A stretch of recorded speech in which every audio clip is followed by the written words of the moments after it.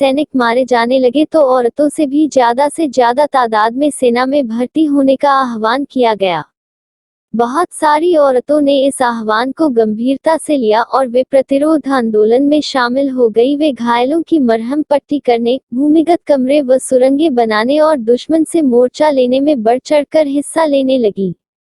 हो Chi Minh मार्ग पर देश के युवा वॉलंटियरों ने 2195 किलोमीटर लंबी महत्वपूर्ण सड़कों पर लगातार पहरा दिया और 2500 ठिकानों की हिफाजत की। उन्होंने 6 हवाई पटटियां बनाई, दसियों हजार बमों को बर्बाद किया, हजारों किलोग्राम माल ढोया, हथियार व गोला बारूद की सप्लाई जारी रखी और 5 जहाजों को मार गिराया था। 1965 से 1975 के बीच इस मार्ग पर काम करने वाले युवाओं में से 70 से 80% लड़कियां थीं। एक सैनिक इतिहासकार का कहना है कि वियतनाम की सेना, मिलिशिया, नागरिक सेना, स्थानीय दस्तों और पेशेवर टोलियों में 15 लाख औरतें काम करती थीं। शांति के समय औरतें 70 के दशक तक आते आते शांति प्रक्रिया शुरू हो चुकी थी। युद्ध समाप्त होने के आसार दिखाई देने लगे थे। इसके बाद औरतों को योद्धाओं के रूप में पेश करने का चलन खत्म होने लगा। अब औरतों को मजदूरों के रूप में ही ज्यादा पेश किया जाने लगा। उन्हें सैनिकों के रूप में नहीं बल्कि कृषि कोऑपरेटिवों, कारखानों और उत्पादन इकाइयों में काम करते हुए दर्शाया जाने लगा। युद्ध की समाप्ति। युद्ध के लंबा खींचते जाने से अमेरिका में भी लागे सरकार के खिलाफ बोलने लगे थे। यह साफ दिखाई दे रहा था कि अमेरिका अपने लक्ष्य को हासिल करने में विफल रहा है। अमेरिका न तो वियतनामियों के प्रतिरोध को कुचल पाया था और न ही अमेरिकी कार्रवाई के लिए वियतनामी जनता का समर्थन प्राप्त कर पाया। इस दौरान हजारों नौजवान अमेरिकी सिपाही अपनी जान गंवा चुके थे और असंख्य वियतनामी नागरिक मारे जा चुके थे। इस युद्ध को पहला टेलीविजन युद्ध कहा जाता है। युद्ध के दृश्य हर रोज समाचार कार्यक्रमों में टेलीविजन के पर्दे पर प्रसारित किए जाते थे। अमेरिकी कुकृत्यों को देखकर बहुत सारे लोगों का अमेरिका से मोहभंग हो चुका था। मैरी मैककार्थी जैसे लेखक या जेन फोंडा जैसे कलाकारों ने तो उनरी वियतनाम का दौरा भी किया और अपने देश की रक्षा के लिए वियतनामियों द्वारा दिए गए बलिदानों की भूरी भूरी प्रशंसा की। राजनीतिक सिद्धांतकार नोम चॉम्स्की ने इस युद्ध को शांति के लिए, राष्ट्रीय आत्मनिर्णय के अधिकार के लिए और अंतर्राष्ट्रीय सहयोग के लिए भारी खतरा बताया। सरकारी नीति के खिलाफ व्यापक प्रक्रियाओं ने युद्ध खत्म करने के प्रयासों को और बल प्रदान किया। जनवरी 1974 में पेरिस में एक शांति समझौते पर हस्ताक्षर किए गए। इस समझौते से अमेरिका के साथ चला आ रहा टकराव तो खत्म हो गया, लेकिन साइगोन शासन और एनएलएफ के बीच टकराव जारी रहा। आखिरकार 30 अप्रैल 1975 को एनएलएफ ने राष्ट्रपति के महल पर कब्जा कर लिया और वियतनाम के दोनों हिस्सों को मिलाकर एक राष्ट्र की स्थापना कर दी गई। नए शब्द।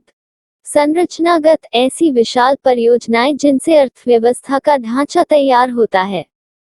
बड़ी सड़क परियोजनाएं, रेल नेटवर्क या बिजली घर आदि इसी तरह की परियोजनाएं हैं।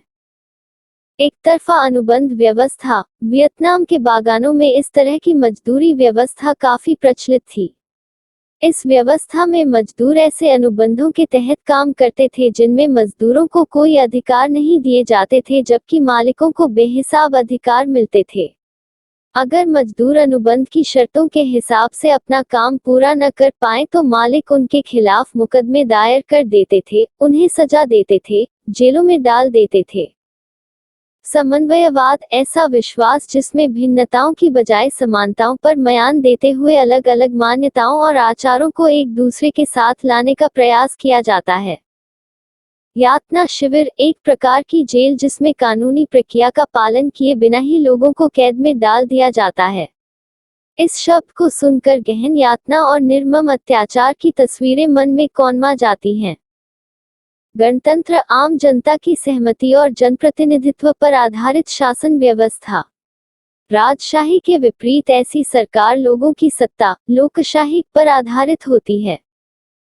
नापाम, अग्नि बमों के लिए गैसोलीन को फुलाने में इस्तेमाल होने वाला एक ऑर्गेनिक कंपाउंड। यह मिश्रण धीरे धीरे जलता है और मानव त्वचा जैसी किसी भी सतह के संपर्क में आने पर उससे चिपक जाता है और जलता रहता है। अमेरिका में विकसित किए गए इस रसायन का दूसरे विश्व युद्ध में प्रयोग किया गया था। भारी अंतर्राष्ट्रीय विरोध के बावजूद इसका वियतनाम में भी बड़े पैमाने पर इस्तेमाल किया गया। कुछ महत्वपूर्ण तारीखें। 1802 नगुयेन राजवंश के अंतर्गत राष्ट्रीय एकीकरण के प्रतीक नगुयेन आंध की सम्राट के रूप में ताजपोशी होती है। 1867 कोचिन चाइना दक्षिण फ्रांस का उपनिवेश बन जाता है। 1887 कोचिन चाइना अन्नम टोंकिन कंबोडिया और बाद में लाओस को मिलाकर इंडो चाइना यूनियन की स्थापना की जाती है। 1930 हो ची मिन्ह वियतनामी कम्युनिस्ट पार्टी की स्थापना करते हैं। 1945 वियतमिन्ह जनविद्रोह शुरू करते हैं। बाओ दाई को गद्दी से हटा दिया जाता है। हो ची मिन्ह हनोई में स्वतंत्रता की घोषणा करते हैं 23 सितंबर। 1954 दिएन बिएन फू के मोर्चे पर फ्रांसीसी सेना घुटने टेक देती है। 1961 कैनेडी दक्षिणी वियतनाम के लिए अमेरिकी सैनिक सहायता बढ़ाने का निर्णय लेते हैं। 1974 पेरिस शांति संधि। 1975 30 अप्रैल एनएलएफ की सैनिक टुकड़ियां साइगोन में दाखिल होती हैं। 1976 वियतनाम समाजवादी गणराज्य की स्थापना होती है। स्रोत क जापान में फान बोइचा और फान चुत्रिन ने वियतनामी स्वतंत्रता के बारे में विचार करते हुए और अपने मतभेदों पर बहस करते हुए कुछ समय साथ बिताया था। इन चर्चाओं के बारे में फान बोइचा ने लिखा था, इसके बाद 10 दिन से भी ज्यादा समय तक हम बार बार बहस करते रहे और हमारे मत एक दूसरे के बिल्कुल विपरीत थे। जैसे वह फान चुत्रिन आम अधिकारों की स्थापना के लिए राजशाही को उखाड़ फेंकना जरूरी मानते थे, जबकि मेरा मानना था कि पहले हमें अपने देश को विदेशी शत्रुओं के चंगुल से बाहर निकालना होगा और स्वतंत्रता मिलने के बाद ही हम अन्य अधिकारों के बारे में बात कर सकते हैं। मैं सोचता था कि अपनी योजना में राजशाही का भी इस्तेमाल किया जाए, जबकि वे इसके बिल्कुल विरुद्ध थे। उनकी योजना थी कि लोगों को राजशाही के खिलाफ खड़ा किया जाए और मैं इस योजना से बिल्कुल असहमत था। कहने का मतलब यह है कि उनका और मेरा लक्ष्य तो एक ही था, लेकिन हमारे रास्ते काफी अलग थे। स्रोत ख स्वतंत्रता की घोषणा। नए गणराज्य की उद्घोषणा में सबसे पहले 1771 में जारी किए गए संयुक्त राज्य के स्वतंत्रता घोषणा पत्र और 1791 में जारी किए गए फ्रांसीसी स्वतंत्रता के घोषणा पत्र के सिद्धांतों को दोहराया गया और उसके फौरन बाद इस बात का उल्लेख किया गया कि फ्रांसीसी साम्राज्यवादी खुद ही अपने उन महान सिद्धांतों का पालन नहीं कर रहे हैं, क्योंकि उन्होंने हमारी पितृभूमि का अतिक्रमण किया है और हमारे सहोदर नागरिकों पर अत्याचार किए हैं। उन्होंने मानवता और न्याय के सिद्धांतों के विपरीत आचरण किया है। राजनीति के क्षेत्र में उन्होंने हमारी सारी स्वतंत्रता छीन ली है। उन्होंने हम पर अदंडनीय कानून लाद दिए हैं। उन्होंने स्कूल कम और कैदखाने ज्यादा खोले हैं। उन्होंने हमारे देशभक्तों का बेरहमी से खून बहाया है। उन्होंने हमारे संघर्षों को खून की नदियों में डुबो दिया है। उन्होंने जनमत का गला घोंट दिया है। उन्होंने हमारे लोगों को गुमराह करने के लिए दकियानूसी विचारों का सहारा लिया है। इन्हीं कारणों को म्यान में रखते हुए प्रांतीय सरकार के सदस्य हम लोग वियतनाम की पूरी जनता का प्रतिनिधित्व करते हुए घोषणा करते हैं कि आगे से साम्राज्यवादी फ्रांस के साथ हमारा कोई संबंध नहीं रहेगा। हम उन सारे विशेषाधिकारों को तत्क्षण समाप्त करते हैं जो फ्रांसीसियों ने हमारे भूक्षेत्र पर कब्जा लिए थे। हम पूरे विश्व को औपचारिक रूप से बताना चाहते हैं कि वियतनाम को मुक्ति और स्वतंत्रता का पूरा अधिकार है और अब वियतनाम एक स्वतंत्र स्वाधीन देश बन चुका है। स्रोत ग श्री दो साम के पत्र। दो साम वियतनामी तोपखाना रेजिमेंट में कर्नल थे। वह उनरी व दक्षिणी वियतनाम के एकीकरण और अमेरिका से युद्ध जीतने के लिए 1968 में शुरू किए गए टेट आक्रमण में शामिल थे। नीचे उनके पत्रों के कुछ अंश दिए गए हैं। ये पत्र उन्होंने युद्ध के मोर्चे से अपनी पत्नी को लिखे थे। इन पत्रों से पता चलता है कि राष्ट्रवादी कल्पना में व्यक्तिगत प्रेम, राष्ट्र प्रेम और स्वतंत्रता की चाह किस तरह एक दूसरे में समा जाती हैं। सुख के लिए त्याग जरूरी लगने लगता है। जून 1968। पहला पत्र। तुम पूछती हो कि जब तुम मेरे बारे में सोचते हो तो तुम्हें सबसे ज्यादा किस बात की याद आती है। मुझे अपनी शादी का वो माहौल याद आता है। मुझे हमारा छोटा सा आरामदेह कमरा याद आता है जिससे हमारी बहुत सारी स्मृतियां जुड़ी हुई हैं। मुझे याद आती है हमारी शादी के फौरन बाद मुझे देश के तटीय इलाकों की रक्षा के लिए फिर मोर्चे की ओर रवाना होना पड़ा। दक्षिण में स्थायी रूप से पड़ाव डालने के पहले हमें कितना थोड़ा समय मिला था साथ रहने का। मैं जितना सोचता हूँ उतना ही तुम्हें महसूस करने लगता हूँ। हमारे जैसे लाचार जोड़ों की जिंदगी में खुशियाँ लाने के लिए मुझे और संकल्प से अपने देश की रक्षा करनी होगी। पिछली रात हमारी गाड़ी लगातार दक्षिण की ओर बढ़ती रही। आज सुबह मैं एक चट्टान पर बैठकर तुम्हें यह खत लिख रहा हूँ। यहाँ चारों तरफ जलधाराओं का शोर और पेड़ों की सरसराहटें हैं। मानो कुदरत भी हमारी खुशी में शामिल हो गई है।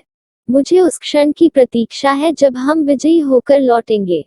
तब हमारा जीवन और भी ज्यादा खुशियों से भरा होगा, है ना? तुम्हारी सेहत की दुआ करता हूँ, मुझे भूलना नहीं।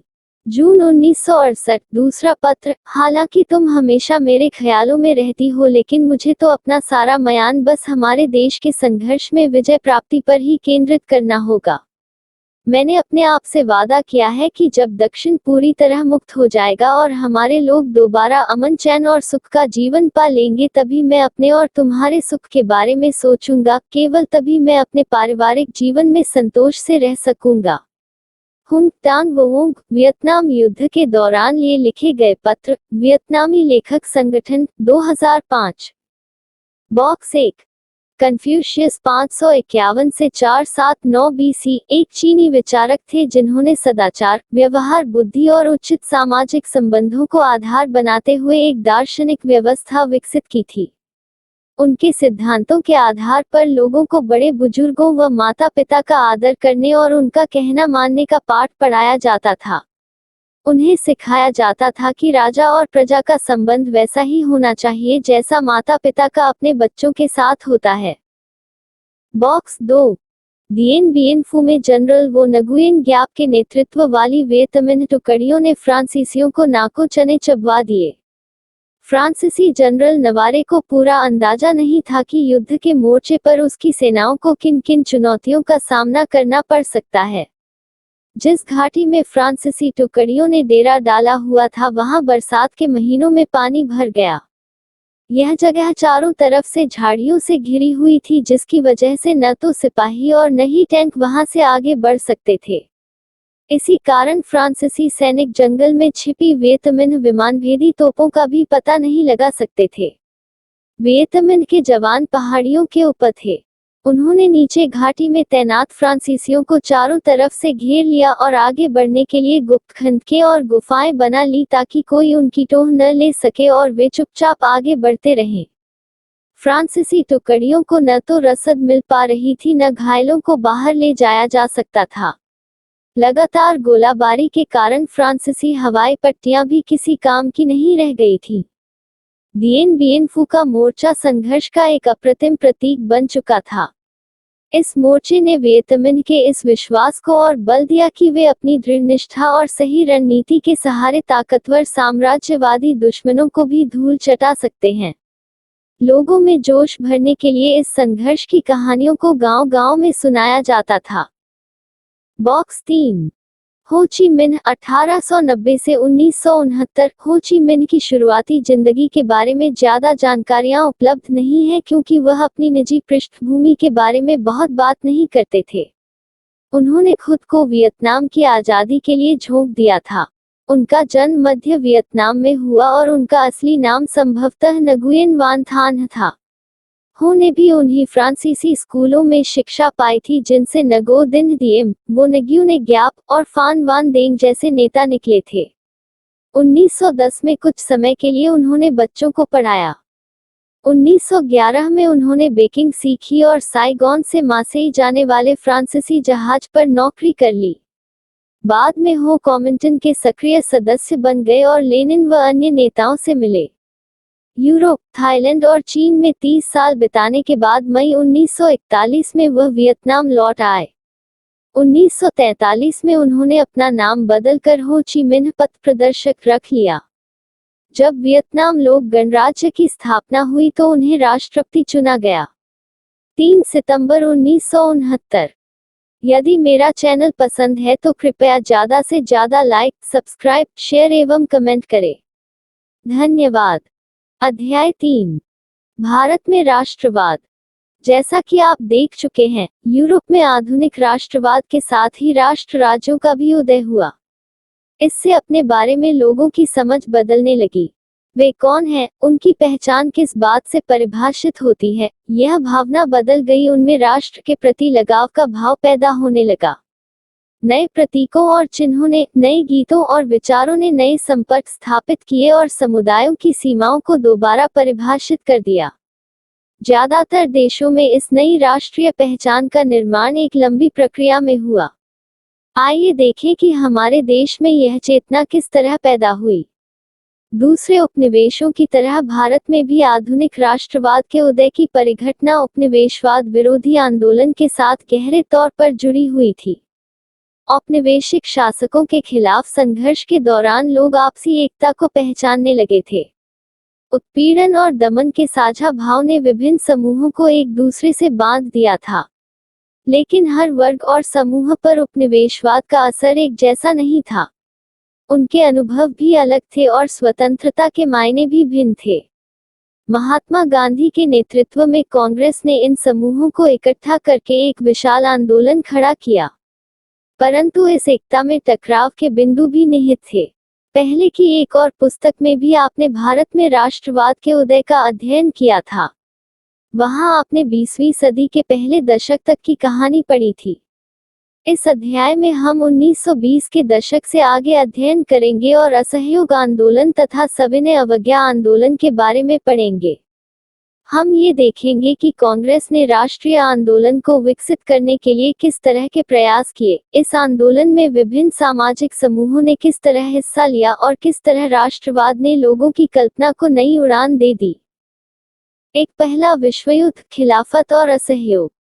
1919 से बाद के सालों में हम देखते हैं कि राष्ट्रीय आंदोलन नए इलाकों तक फैल गया था। उसमें नए सामाजिक समूह शामिल हो गए थे और संघर्ष की नई पद्धतियां सामने आ रही थी। इन बदलावों को हम कैसे समझेंगे? उनके क्या परिणाम हुए? सबसे पहली बात यह है कि विश्व युद्ध ने एक नई आर्थिक और राजनीतिक स्थिति पैदा कर दी थी। इसके कारण रक्षा व्यय में भारी इजाफा हुआ। इस खर्चे की भरपाई करने के लिए युद्ध के नाम पर कर्जे लिए गए और करों में वृद्धि की गई, सीमा शुल्क बढ़ा दिया गया और आयकर शुरू किया गया। युद्ध के दौरान कीमतें तेजी से बढ़ रही थीं।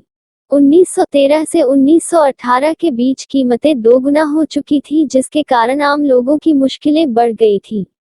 गांवों में सिपाहियों को जबरन भर्ती किया गया, जिसके कारण ग्रामीण इलाकों में व्यापक गुस्सा था। 1918 से 9 और 1920 से 21 में देश के बहुत सारे हिस्सों में फसल खराब हो गई, जिसके कारण खाद्य पदार्थों का भारी अभाव पैदा हो गया। उसी समय फ्लू की महामारी फैल गई। 1921 की जनगणना के मुताबिक दुर्भिक्ष और महामारी के कारण 120 से 130 लाख लोग मारे गए। लोगों को उम्मीद थी कि युद्ध खत्म होने के बाद उनकी मुसीबतें कम हो जाएंगी, लेकिन ऐसा नहीं हुआ। इसी समय एक नया नेता सामने आया और उसने संघर्ष का एक नया ढंग, एक नया तरीका पेश किया। सत्याग्रह का विचार। महात्मा गांधी जनवरी 1915 में भारत लौटे। इससे पहले वे दक्षिण अफ्रीका में थे। उन्होंने एक नए तरह के जनांदोलन के रास्ते पर चलते हुए वहां की नस्लभेदी सरकार से सफलतापूर्वक लोहा लिया था। इस पद्धति को वे सत्याग्रह कहते थे। सत्याग्रह के विचार में सत्य की शक्ति पर आग्रह और सत्य की खोज पर जोर दिया जाता था। इसका अर्थ यह था कि अगर आपका उद्देश्य सच्चा है, यदि आपका संघर्ष अन्याय के खिलाफ है, तो उत्पीड़क से मुकाबला करने के लिए आपको किसी शारीरिक बल की आवश्यकता नहीं है। प्रतिशोध की भावना या आक्रामकता का सहारा लिए बिना सत्याग्रही केवल अहिंसा के सहारे भी अपने संघर्ष में सफल हो सकता है। इसके लिए दमनकारी शत्रु की चेतना को झिंझोड़ना चाहिए। उत्पीड़क शत्रु को ही नहीं बल्कि सभी लोगों को हिंसा के जरिए सत्य को स्वीकार करने पर विवश करने की बजाय सच्चाई को देखने और सहज भाव से स्वीकार करने के लिए प्रेरित किया जाना चाहिए।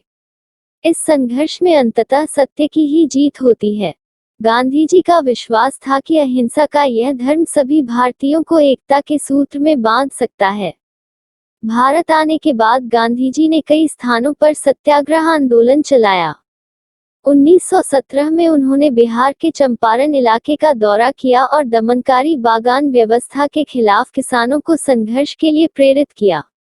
1917 में उन्होंने गुजरात के खेड़ा जिले के किसानों की मदद के लिए सत्याग्रह का आयोजन किया।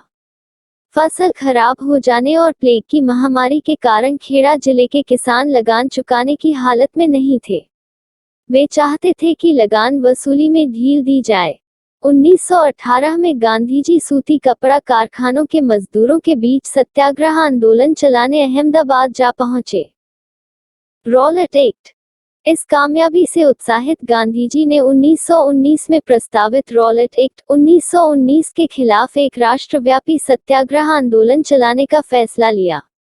भारतीय सदस्यों के भारी विरोध के बावजूद इस कानून को इंपीरियल लेजिस्लेटिव काउंसिल ने बहुत जल्दबाजी में पारित कर दिया था। इस कानून के जरिए सरकार को राजनीतिक गतिविधियों को कुचलने और राजनीतिक कैदियों को 2 साल तक बिना मुकदमा चलाए जेल में बंद रखने का अधिकार मिल गया था। महात्मा गांधी ऐसे अन्यायपूर्ण कानूनों के खिलाफ अहिंसक ढंग से नागरिक अवज्ञा चाहते थे। इसे 6 अप्रैल को एक हड़ताल से शुरू होना था।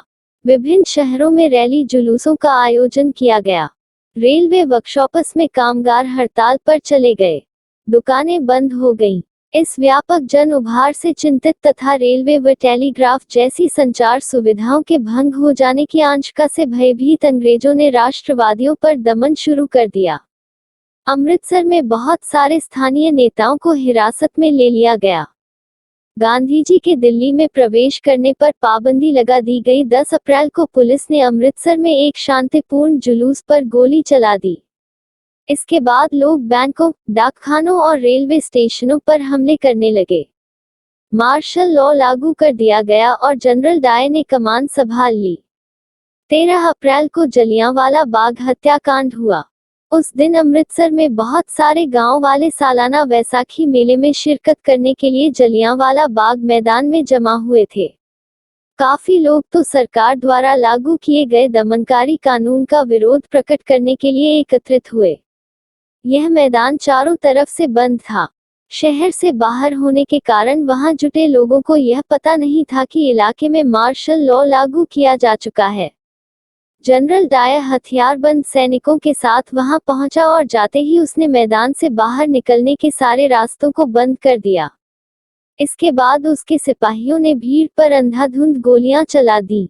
सैकड़ों लोग मारे गए। बाद में उसने बताया कि वह सत्याग्रहियों के जहन में दहशत और विस्मय का भाव पैदा करके एक नैतिक प्रभाव उत्पन्न करना चाहता था। जैसे जैसे जलियांवाला बाग की खबर फैली, उत्तर भारत के बहुत सारे शहरों में लोग सड़कों पर उतरने लगे। हड़तालें होने लगी। लोग पुलिस से मोर्चा लेने लगे और सरकारी इमारतों पर हमला करने लगे।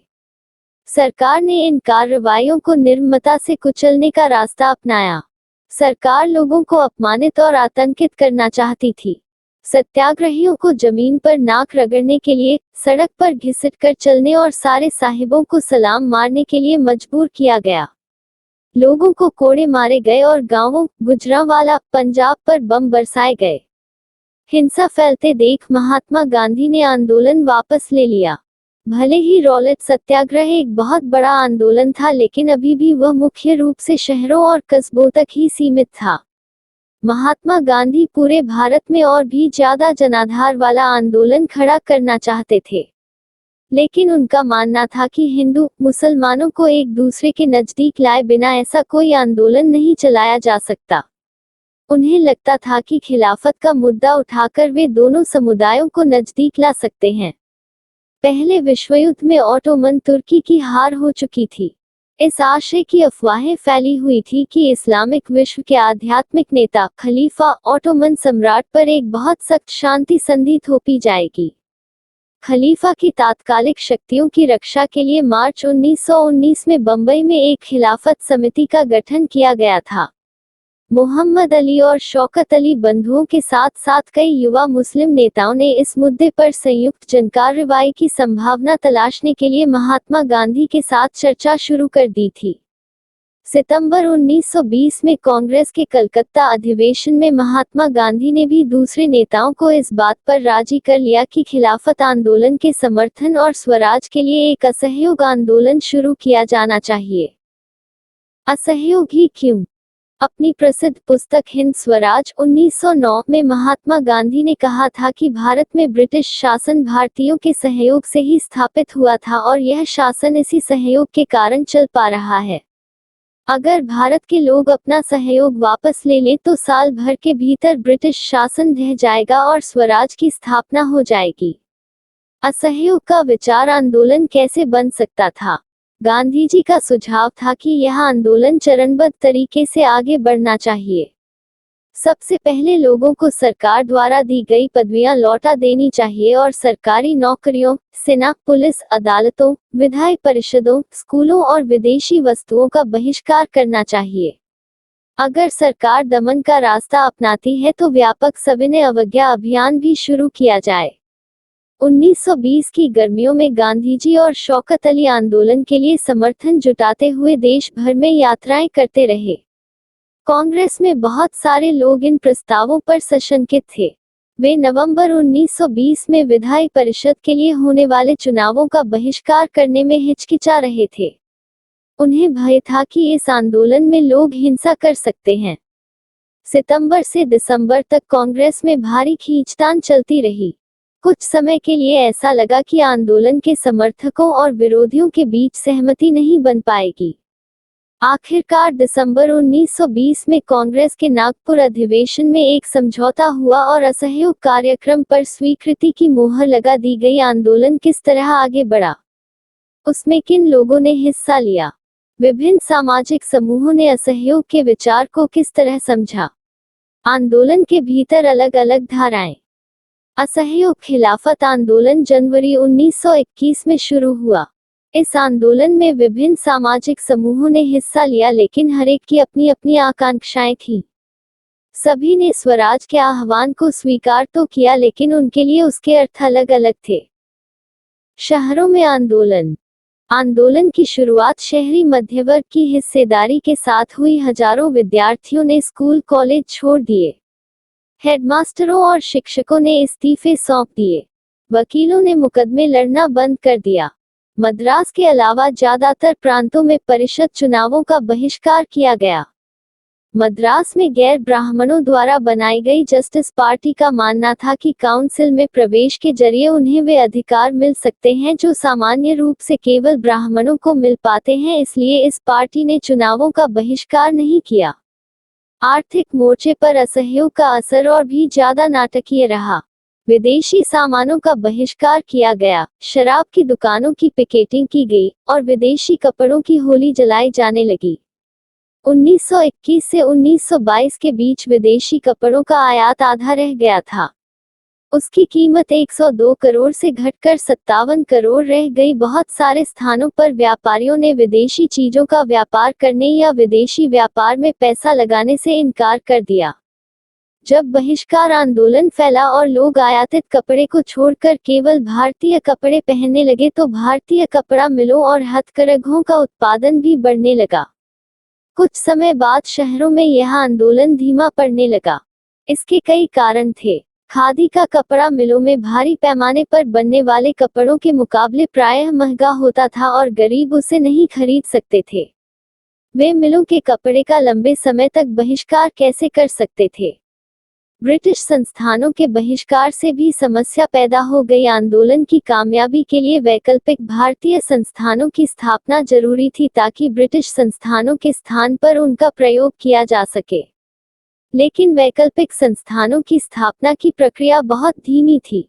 फलस्वरूप विद्यार्थी और शिक्षक सरकारी स्कूलों में लौटने लगे और वकील दोबारा सरकारी अदालतों में दिखाई देने लगे। 2.2 ग्रामीण इलाकों में विद्रोह। शहरों से बढ़कर असहयोग आंदोलन देहात में भी फैल गया था। युद्ध के बाद देश के विभिन्न भागों में चले किसानों व आदिवासियों के संघर्ष भी इस आंदोलन में समा गए। अवध में सन्यासी बाबा रामचंद्र किसानों का नेतृत्व कर रहे थे। बाबा रामचंद्र इससे पहले फिजी में गिरमिटिया मजदूर के तौर पर काम कर चुके थे। उनका आंदोलन तालुकदारों और जमींदारों के खिलाफ था, जो किसानों से भारी भरकम लगान और तरह तरह के कर वसूल कर रहे थे। किसानों को बेगार करनी पड़ती थी। पट्टेदार के तौर पर उनके पट्टे निश्चित नहीं होते थे। उन्हें बार बार पट्टे की जमीन से हटा दिया जाता था ताकि जमीन पर उनका कोई अधिकार स्थापित न हो सके। किसानों की मांग थी कि लगान कम किया जाए, बेगार खत्म हो और दमनकारी जमींदारों का सामाजिक बहिष्कार किया जाए। बहुत सारे स्थानों पर जमींदारों को नाई धोबी की सुविधाओं से भी वंचित करने के लिए पंचायतों ने नाई धोबी बंद का फैसला लिया। जून 1920 में जवाहरलाल नेहरू ने अवध के गांवों का दौरा किया, गांव वालों से बातचीत की और उनकी व्यथा समझने का प्रयास किया। अक्टूबर तक जवाहरलाल नेहरू, बाबा रामचंद्र तथा कुछ अन्य लोगों के नेतृत्व में अवध किसान सभा का गठन कर लिया गया। महीने भर में इस पूरे इलाके के गांवों में संगठन की 300 से ज्यादा शाखाएं बन चुकी थीं। अगले साल जब असहयोग आंदोलन शुरू हुआ तो कांग्रेस ने अवध के किसान संघर्ष को इस आंदोलन में शामिल करने का प्रयास किया, लेकिन किसानों के आंदोलन में ऐसे स्वरूप विकसित हो चुके थे जिनसे कांग्रेस का नेतृत्व खुश नहीं था। 1921 में जब आंदोलन फैला तो तालुकदारों और व्यापारियों के मकानों पर हमले होने लगे, बाजारों में लूटपाट होने लगी और अनाज के गोदामों पर कब्जा कर लिया गया। बहुत सारे स्थानों पर स्थानीय नेता किसानों को समझा रहे थे कि गांधी जी ने ऐलान कर दिया है कि अब कोई लगान नहीं भरेगा और जमीन गरीबों में बांट दी जाएगी। महात्मा का नाम लेकर लोग अपनी सारी कार्रवाइयों और आकांक्षाओं को सही ठहरा रहे थे।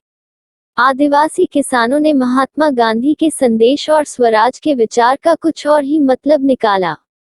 उदाहरण के लिए आंध्र प्रदेश की गुडेम पहाड़ियों में 1920 के दशक की शुरुआत में एक उग्र गुरिल्ला आंदोलन फैल गया। कांग्रेस इस तरह के संघर्ष को कभी स्वीकार नहीं कर सकती थी। अन्य वन क्षेत्रों की तरह यहाँ भी अंग्रेजी सरकार ने बड़े बड़े जंगलों में लोगों के दाखिल होने पर पाबंदी लगा दी थी। लोग इन जंगलों में न तो मवेशियों को चरा सकते थे, न ही जलावन के लिए लकड़ी और फल बीन सकते थे। इससे पहाड़ों के लोग परेशान और गुस्सा थे।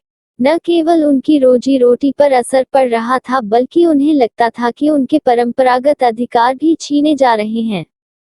जब सरकार ने उन्हें सड़कों के निर्माण के लिए बेगार करने पर मजबूर किया तो लोगों ने बगावत कर दी। उनका नेतृत्व करने वाले अल्लूरी सीताराम राजू एक दिलचस्प व्यक्ति थे। उनका दावा था कि उनके पास बहुत सारी विशेष शक्तियां हैं। वह सटीक खगोलीय अनुमान लगा सकते हैं, लोगों को स्वस्थ कर सकते हैं तथा गोलियां भी उन्हें नहीं मार सकती। राजू के व्यक्तित्व से चमत्कृत विद्रोहियों को विश्वास था कि वह ईश्वर का अवतार है। राजू महात्मा गांधी की महानता के गुण गाते थे। उनका कहना था कि वह असहयोग आंदोलन से प्रेरित हैं। उन्होंने लोगों को खादी पहनने तथा शराब छोड़ने के लिए प्रेरित किया। साथ ही उन्होंने यह दावा भी किया कि भारत अहिंसा के बल पर नहीं बल्कि केवल बल प्रयोग के जरिए ही आजाद हो सकता है। गुडेम विद्रोहियों ने पुलिस थानों पर हमले किए, ब्रिटिश अधिकारियों को मारने की कोशिश की और स्वराज प्राप्ति के लिए गुरिल्ला युद्ध चलाते रहे। 1924 में राजू को फांसी दे दी गई। राजू अपने लोगों के बीच लोकनायक बन चुके। बागानों में स्वराज। महात्मा गांधी के विचारों और स्वराज की अवधारणा के बारे में मजदूरों की अपनी समझ थी। असम के बागानी मजदूरों के लिए आजादी का मतलब यह था कि वे उन चार दीवारों से जब चाहे आ जा सकते हैं जिनमें उनको बंद करके रखा गया था। उनके लिए आजादी का मतलब था कि वे अपने गांवों से संपर्क रख पाएंगे। 1859 के इनलैंड इमिग्रेशन एक्ट के तहत बागानों में काम करने वाले मजदूरों को बिना इजाजत बागान से बाहर जाने की छूट नहीं होती थी और यह इजाजत उन्हें विरले ही कभी मिलती थी। जब उन्होंने असहयोग आंदोलन के बारे में सुना तो हजारों मजदूर अपने अधिकारियों की अवहेलना करने लगे। उन्होंने बागान छोड़ दिए और अपने घर को चल दिए। उनको लगता था कि अब गांधी राज आ रहा है, इसलिए अब तो हर एक को गांव में जमीन मिल जाएगी। लेकिन वे अपनी मंजिल पर नहीं पहुंच पाए। रेलवे और स्टीमरों की हड़ताल के कारण वे रास्ते में ही फंसे रह गए। उन्हें पुलिस ने पकड़ लिया और उनकी बुरी तरह पिटाई हुई। इन स्थानीय आंदोलनों की अपेक्षाओं और दृष्टियों को कांग्रेस के कार्यक्रम में परिभाषित नहीं किया गया था। उन्होंने तो स्वराज शब्द का अपने अपने हिसाब से अर्थ निकाल लिया था। उनके लिए यह एक ऐसे युग का द्योतक था जब सारे कष्ट और सारी मुसीबतें खत्म हो जाएंगी। फिर भी जब आदिवासियों ने गांधी जी के नाम का नारा लगाया और स्वतंत्र भारत की हुंकार भरी, तो वे एक अखिल भारतीय आंदोलन से भी भावनात्मक स्तर पर जुड़े हुए थे। जब वे महात्मा गांधी का नाम लेकर काम करते थे या अपने आंदोलन को कांग्रेस के आंदोलन से जोड़कर देखते थे, तो वास्तव में एक ऐसे आंदोलन का अंग बन जाते थे जो उनके इलाके तक ही सीमित नहीं था। सविनय अवज्ञा की ओर। फरवरी 1922 में महात्मा गांधी ने असहयोग आंदोलन वापस लेने का फैसला कर लिया। उनको लगता था कि आंदोलन हिंसक होता जा रहा है और सत्याग्रहियों को व्यापक प्रशिक्षण की जरूरत है। कांग्रेस के कुछ नेता इस तरह के जनसंघर्षों से थक चुके थे। वे 1919 के गवर्नमेंट ऑफ इंडिया एक्ट के तहत गठित की गई प्रांतीय परिषदों के चुनाव में हिस्सा लेना चाहते थे। उनको लगता था कि परिषदों में रहते हुए ब्रिटिश नीतियों का विरोध करना, सुधारों की वकालत करना और यह दिखाना भी महत्वपूर्ण है कि ये परिषदें लोकतांत्रिक संस्था नहीं हैं। C.R. दास और मोतीलाल नेहरू ने परिषद राजनीति में वापस लौटने के लिए कांग्रेस के भीतर ही स्वराज पार्टी का गठन कर डाला। जवाहरलाल नेहरू और सुभाष चंद्र बोस जैसे युवा नेता ज्यादा उग्र जनांदोलन और पूर्ण स्वतंत्रता के लिए दबाव बनाए हुए थे। आंतरिक बहस व असहमति के इस माहौल में दो ऐसे तत्व थे जिन्होंने 20 के दशक के आखिरी सालों में भारतीय राजनीति की रूपरेखा एक बार फिर बदल दी। पहला कारक था विश्वव्यापी आर्थिक मंदी का असर। 1926 से कृषि उत्पादों की कीमतें गिरने लगी थीं और 1930 के बाद तो पूरी तरह धराशायी हो गई। कृषि उत्पादों की मांग गिरी और निर्यात कम होने लगा, तो किसानों को अपनी उपज बेचना और लगान चुकाना भी भारी पड़ने लगा। 1930 तक ग्रामीण इलाके भारी उथल-पुथल से गुजरने लगे थे।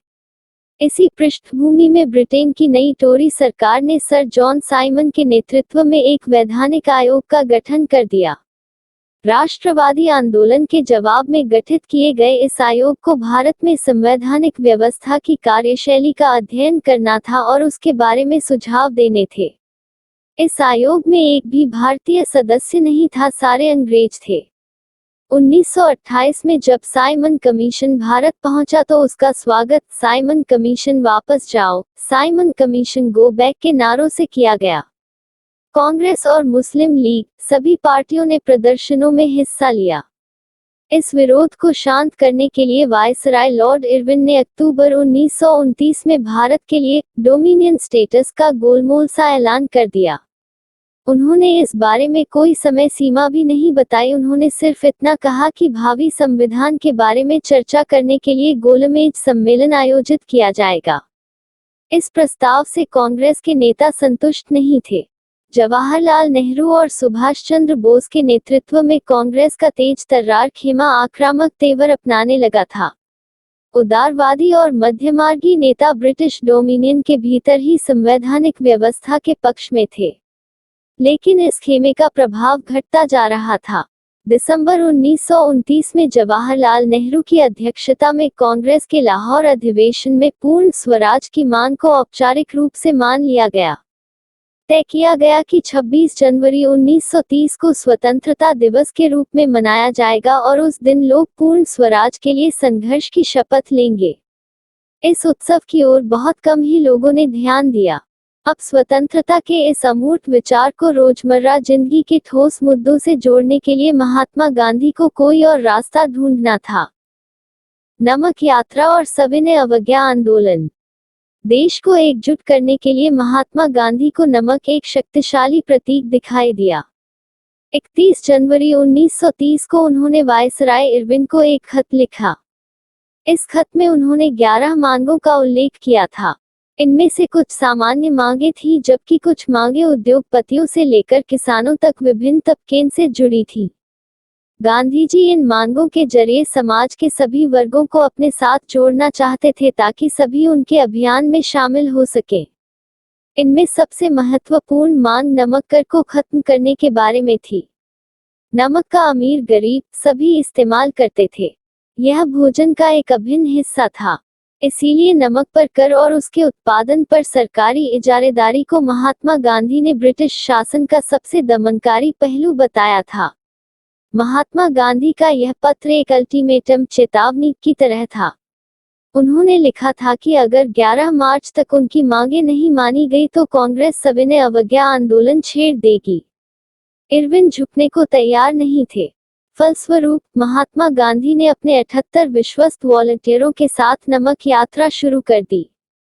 यह यात्रा साबरमती में गांधीजी के आश्रम से 240 किलोमीटर दूर दांडी नामक गुजराती तटीय कस्बे में जाकर खत्म होनी थी। गांधीजी की टोली ने 24 दिन तक हर रोज लगभग 10 मील का सफर तय किया। गांधीजी जहां भी रुकते हजारों लोग उन्हें सुनने आते। इन सभाओं में गांधीजी ने स्वराज का अर्थ स्पष्ट किया और आह्वान किया कि लोग अंग्रेजों की शांतिपूर्वक अवज्ञा करें, यानी अंग्रेजों का कहा न माने। 6 अप्रैल को वह दांडी पहुंचे और उन्होंने समुद्र का पानी उबालकर नमक बनाना शुरू कर दिया। यह कानून का उल्लंघन था। यहीं से सविनय अवज्ञा आंदोलन शुरू होता है। यह आंदोलन असहयोग आंदोलन के मुकाबले किस तरह अलग था? इस बार लोगों को न केवल अंग्रेजों का सहयोग न करने के लिए बल्कि औपनिवेशिक कानूनों का उल्लंघन करने के लिए आह्वान किया जाने लगा। देश के विभिन्न भागों में हजारों लोगों ने नमक कानून तोड़ा और सरकारी नमक कारखानों के सामने प्रदर्शन किए। आंदोलन फैला तो विदेशी कपड़ों का बहिष्कार किया जाने लगा। शराब की दुकानों की पिकेटिंग होने लगी। किसानों ने लगान और चौकीदारी कर चुकाने से इनकार कर दिया। गांवों में तैनात कर्मचारी इस्तीफे देने लगे। बहुत सारे स्थानों पर जंगलों में रहने वाले वन कानूनों का उल्लंघन करने लगे। वे लकड़ी बीनने और मवेशियों को चराने के लिए आरक्षित वनों में घुसने लगे। इन घटनाओं से चिंतित औपनिवेशिक सरकार कांग्रेसी नेताओं को गिरफ्तार करने लगी।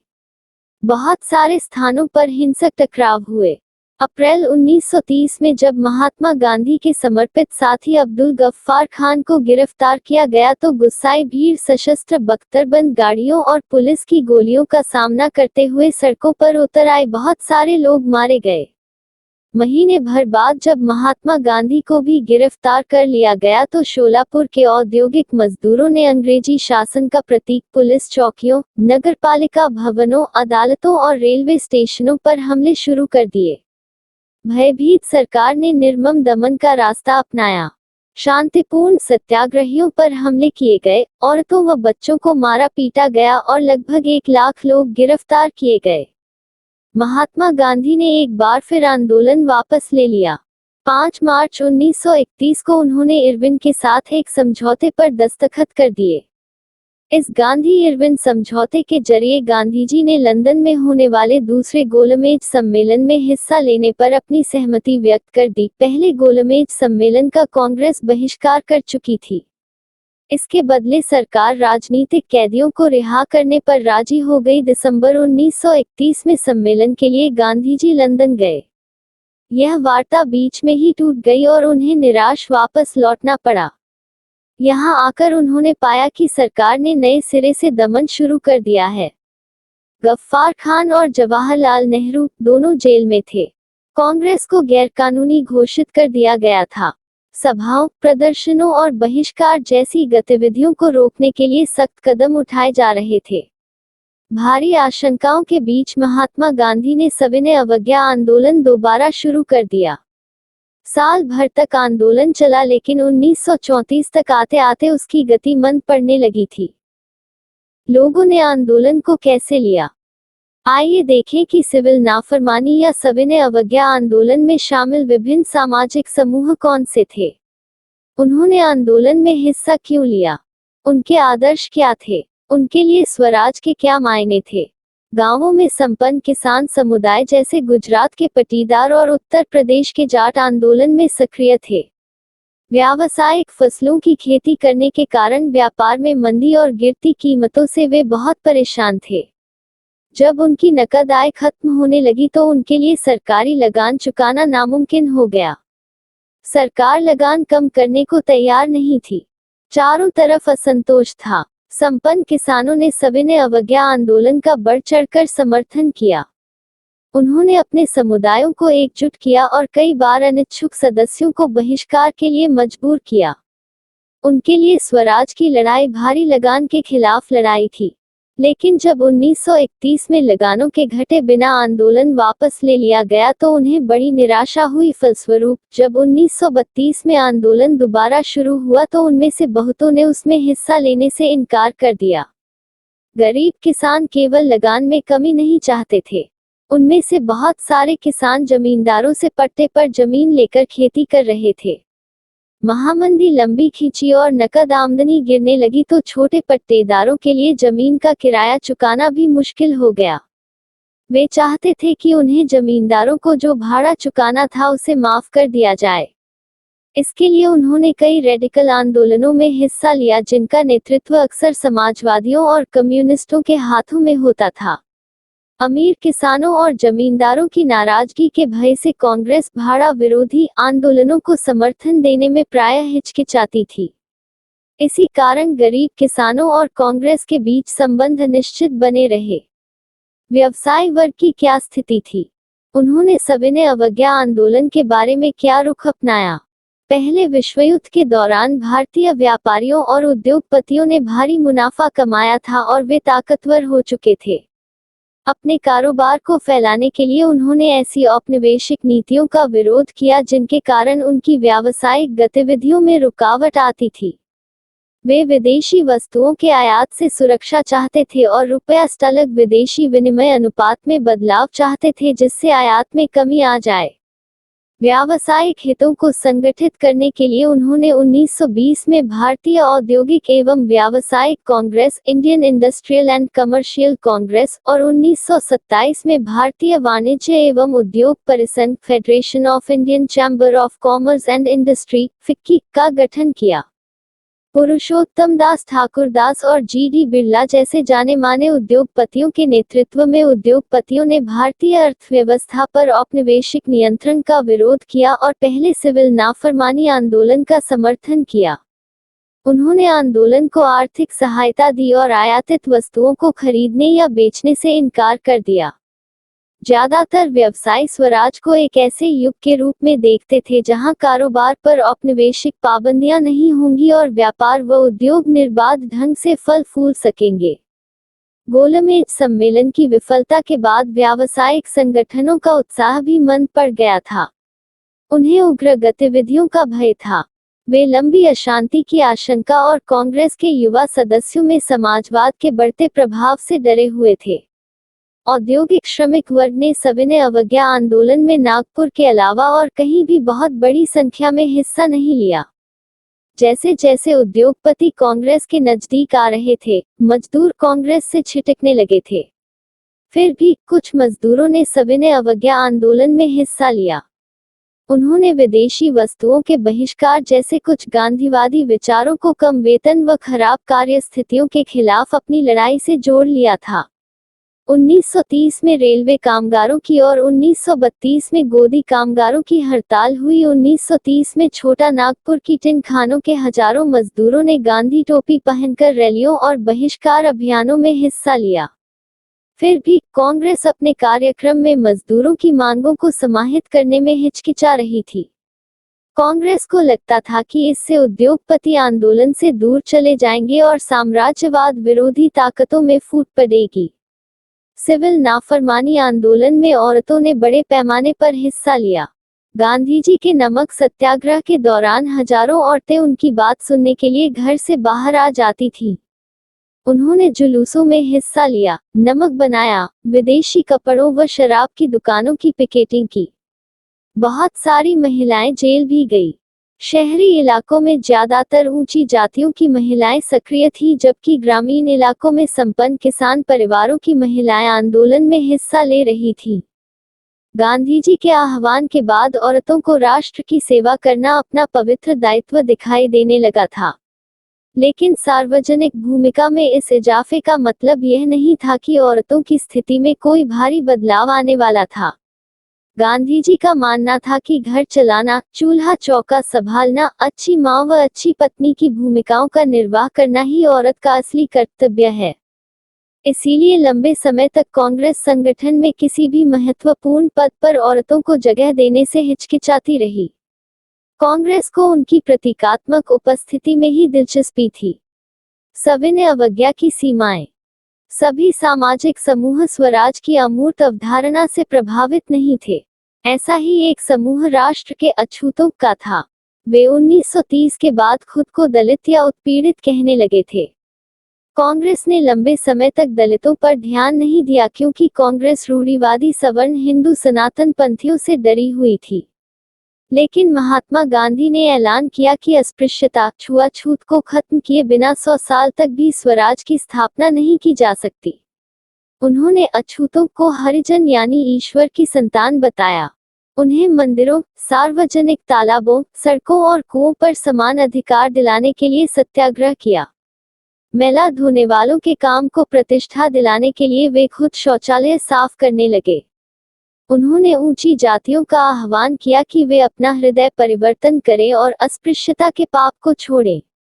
लेकिन बहुत सारे दलित नेता अपने समुदाय की समस्याओं का अलग राजनीतिक हल ढूंढना चाहते थे। वे खुद को संगठित करने लगे। उन्होंने शिक्षा संस्थानों में आरक्षण के लिए आवाज उठाई और अलग निर्वाचन क्षेत्रों की बात कही ताकि वहां से विधायी परिषदों के लिए केवल दलितों को ही चुनकर भेजा जा सके। उनका मानना था कि उनकी सामाजिक अपंगता केवल राजनीतिक सशक्तिकरण से ही दूर हो सकती है। इसलिए सविनय अवज्ञा आंदोलन में दलितों की हिस्सेदारी काफी सीमित थी। महाराष्ट्र और नागपुर क्षेत्र में यह बात खासतौर से दिखाई देती थी जहां उनके संगठन काफी मजबूत थे। डॉक्टर अंबेडकर ने 1930 में दलितों को दलित वर्ग एसोसिएशन, डिप्रेस्ड क्लासेस एसोसिएशन में संगठित किया। दलितों के लिए अलग निर्वाचन क्षेत्रों के सवाल पर दूसरे गोलमेज सम्मेलन में महात्मा गांधी के साथ उनका काफी विवाद हुआ। जब ब्रिटिश सरकार ने अंबेडकर की मांग मान ली तो गांधी जी आमरण अनशन पर बैठ गए। उनका मत था कि दलितों के लिए अलग निर्वाचन क्षेत्रों की व्यवस्था से समाज में उनके एकीकरण की प्रक्रिया धीमी पड़ जाएगी। आखिरकार अंबेडकर ने गांधी जी की राय मान ली और सितंबर 1932 में पूना पैक्ट पर हस्ताक्षर कर दिए। इससे दलित वर्गों, जिन्हें बाद में अनुसूचित जाति के नाम से जाना गया, को प्रांतीय एवं केंद्रीय विधायी परिषदों में आरक्षित सीटें मिल गई। हालांकि उनके लिए मतदान सामान्य निर्वाचन क्षेत्रों में ही होता था। फिर भी दलित आंदोलन कांग्रेस के नेतृत्व में चल रहे राष्ट्रीय आंदोलन को शंका की दृष्टि से ही देखता रहा। भारत के कुछ मुस्लिम राजनीतिक संगठनों ने भी सविनय अवज्ञा आंदोलन के प्रति कोई खास उत्साह नहीं दिखाया। असहयोग खिलाफत आंदोलन के शांत पड़ जाने के बाद मुसलमानों का एक बहुत बड़ा तबका कांग्रेस से कटा हुआ महसूस करने लगा था। 1920 के दशक के मध्य से कांग्रेस हिंदू महासभा जैसे हिंदू धार्मिक राष्ट्रवादी संगठनों के काफी करीब दिखने लगी थी। जैसे जैसे हिंदू मुसलमानों के बीच संबंध खराब होते गए, दोनों समुदाय उग्र धार्मिक जुलूस निकालने लगे। इससे कई शहरों में हिंदू मुस्लिम सांप्रदायिक टकराव व दंगे हुए। हर दंगे के साथ दोनों समुदायों के बीच फासला बढ़ता गया। कांग्रेस और मुस्लिम लीग ने एक बार फिर गठबंधन का प्रयास किया। 1927 में ऐसा लगा भी कि अब एकता स्थापित हो ही जाएगी। सबसे महत्वपूर्ण मतभेद भावी विधानसभाओं में प्रतिनिधित्व के सवाल पर थे। मुस्लिम लीग के नेताओं में से एक मोहम्मद अली जिन्ना का कहना था कि अगर मुसलमानों को केंद्रीय सभा में आरक्षित सीटें दी जाएं और मुस्लिम बहुल प्रांतों बंगाल और पंजाब में मुसलमानों को आबादी के अनुपात में प्रतिनिधित्व दिया जाए तो वे मुसलमानों के लिए पृथक निर्वाचिका की मांग छोड़ने के लिए तैयार हैं। प्रतिनिधित्व के सवाल पर यह बहस मुबाहिसा चल ही रहा था कि 1928 में आयोजित किए गए सर्वदलीय सम्मेलन में हिंदू महासभा के एम.आर. जयकर ने इस समझौते के लिए किए जा रहे प्रयासों की खुलेआम निंदा शुरू कर दी, जिससे इस मुद्दे के समाधान की सारी संभावनाएं समाप्त हो गई। जब सविनय अवज्ञा आंदोलन शुरू हुआ उस समय समुदायों के बीच संदेह और अविश्वास का माहौल बना हुआ था। कांग्रेस से कटे हुए मुसलमानों का बड़ा तबका किसी संयुक्त संघर्ष के लिए तैयार नहीं था। बहुत सारे मुस्लिम नेता और बुद्धिजीवी भारत में अल्पसंख्यकों के रूप में मुसलमानों की हैसियत को लेकर चिंता जता रहे थे। उनको भय था कि हिंदू बहुसंख्या के वर्चस्व की स्थिति में अल्पसंख्यकों की संस्कृति और पहचान खो जाएगी। सामूहिक अपनेपन का भाव। राष्ट्रवाद की भावना तब पनपती है जब लोग ये महसूस करने लगते हैं कि वे एक ही राष्ट्र के अंग हैं, जब वे एक दूसरे को एकता के सूत्र में बांधने वाली कोई साझा बात ढूंढ लेते हैं। लेकिन राष्ट्र लोगों के मस्तिष्क में एक यथार्थ का रूप कैसे लेता है? विभिन्न समुदायों, क्षेत्रों या भाषाओं से संबद्ध अलग अलग समूहों ने सामूहिक अपनेपन का भाव कैसे विकसित किया? सामूहिक अपनेपन की यह भावना आंशिक रूप से संयुक्त संघर्षों के चलते पैदा हुई थी। इनके अलावा बहुत सारी सांस्कृतिक प्रक्रियाएं भी थी जिनके जरिए राष्ट्रवाद लोगों की कल्पना और दिलोदिमाग पर छा गया था। इतिहास व साहित्य, लोक कथाएं व गीत, चित्र व प्रतीक, सभी ने राष्ट्रवाद को साकार करने में अपना योगदान दिया था। जैसा कि आप जानते हैं, राष्ट्र की पहचान सबसे ज्यादा किसी तस्वीर में अंकित की जाती है। इससे लोगों को एक ऐसी छवि गढ़ने में मदद मिलती है जिसके जरिए वे राष्ट्र को पहचान सकते हैं। 20वीं सदी में राष्ट्रवाद के विकास के साथ भारत की पहचान भी भारत माता की छवि का रूप लेने लगी। यह तस्वीर पहली बार बंकिम चंद्र चट्टोपाध्याय ने बनाई थी। 1870 के दशक में उन्होंने मातृभूमि की स्तुति के रूप में वंदे मातरम गीत लिखा था। बाद में इसे उन्होंने अपने उपन्यास आनंदमठ में शामिल कर लिया। यह गीत बंगाल में स्वदेशी आंदोलन में खूब गाया गया। स्वदेशी आंदोलन की प्रेरणा से अवनींद्रनाथ टैगोर ने भारत माता की विख्यात छवि को चित्रित किया। इस पेंटिंग में भारत माता को एक सन्यासिनी के रूप में दर्शाया गया है। वह शांत, गंभीर, दैवी और आध्यात्मिक गुणों से युक्त दिखाई देती है। आगे चलकर जब इस छवि को बड़े पैमाने पर तस्वीरों में उतारा जाने लगा और विभिन्न कलाकार यह तस्वीर बनाने लगे तो भारत माता की छवि विविध रूप ग्रहण करती गई। इस मात्र छवि के प्रति श्रद्धा को राष्ट्रवाद में आस्था का प्रतीक माना जाने लगा। राष्ट्रवाद का विचार भारतीय लोक कथाओं को पुनर्जीवित करने के आंदोलन से भी मजबूत हुआ। 19वीं सदी के आखिर में राष्ट्रवादियों ने भाटों व चारणों द्वारा गाई सुनाई जाने वाली लोक कथाओं को दर्ज करना शुरू कर दिया। वे लोक गीतों व जनश्रुतियों को इकट्ठा करने के लिए गांव-गांव घूमने लगे। उनका मानना था कि यही कहानियां हमारी उस परंपरागत संस्कृति की सही तस्वीर पेश करती हैं जो बाहरी ताकतों के प्रभाव से भ्रष्ट और दूषित हो चुकी है। अपनी राष्ट्रीय पहचान को ढूंढने और अपने अतीत में गौरव का भाव पैदा करने के लिए इस लोक परंपरा को बचाकर रखना जरूरी था।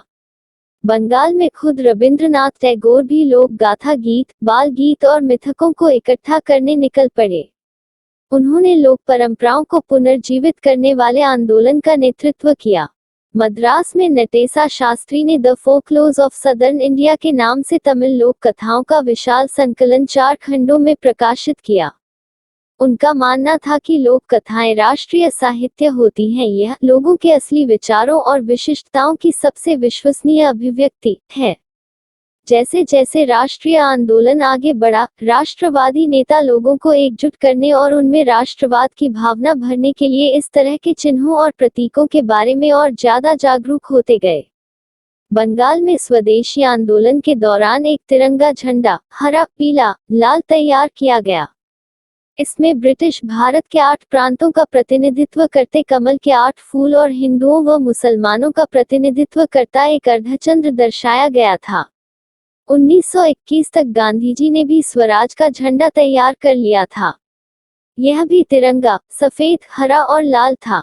इसके मध्य में गांधीवादी प्रतीक चरखे को जगह दी गई थी जो स्वावलंबन का प्रतीक था। जुलूसों में यह झंडा थामे चलना शासन के प्रति अवज्ञा का संकेत था। इतिहास की पुनर्व्याख्या राष्ट्रवाद की भावना पैदा करने का एक और साधन थी। 19वीं सदी के अंत तक आते आते बहुत सारे भारतीय यह महसूस करने लगे थे कि राष्ट्र के प्रति गर्व का भाव जगाने के लिए भारतीय इतिहास को अलग ढंग से पढ़ाया जाना चाहिए। अंग्रेजों की नज़र में भारतीय पिछड़े हुए और आदिम लोग थे जो अपना शासन खुद नहीं संभाल सकते। इसके जवाब में भारत के लोग अपनी महान उपलब्धियों की खोज में अतीत की ओर देखने लगे। उन्होंने उस गौरवमयी प्राचीन युग के बारे में लिखना शुरू कर दिया जब कला और वास्तुशिल्प, विज्ञान और गणित, धर्म और संस्कृति, कानून और दर्शन, हस्तकला और व्यापार फल फूल रहे थे। उनका कहना था कि इस महान युग के बाद पतन का समय आया और भारत को गुलाम बना लिया गया। इस राष्ट्रवादी इतिहास में पाठकों को अतीत में भारत की महानता व उपलब्धियों पर गर्व करने और ब्रिटिश शासन के तहत दुर्दशा से मुक्ति के लिए संघर्ष का मार्ग अपनाने का आह्वान किया जाता था। लोगों को एकजुट करने की इन कोशिशों की अपनी समस्याएं थीं। जिस अतीत का गौरवगान किया जा रहा था वह हिंदुओं का अतीत था। जिन छवियों का सहारा लिया जा रहा था वे हिंदू प्रतीक थे। इसलिए अन्य समुदायों के लोग अलग थलग महसूस करने लगे थे।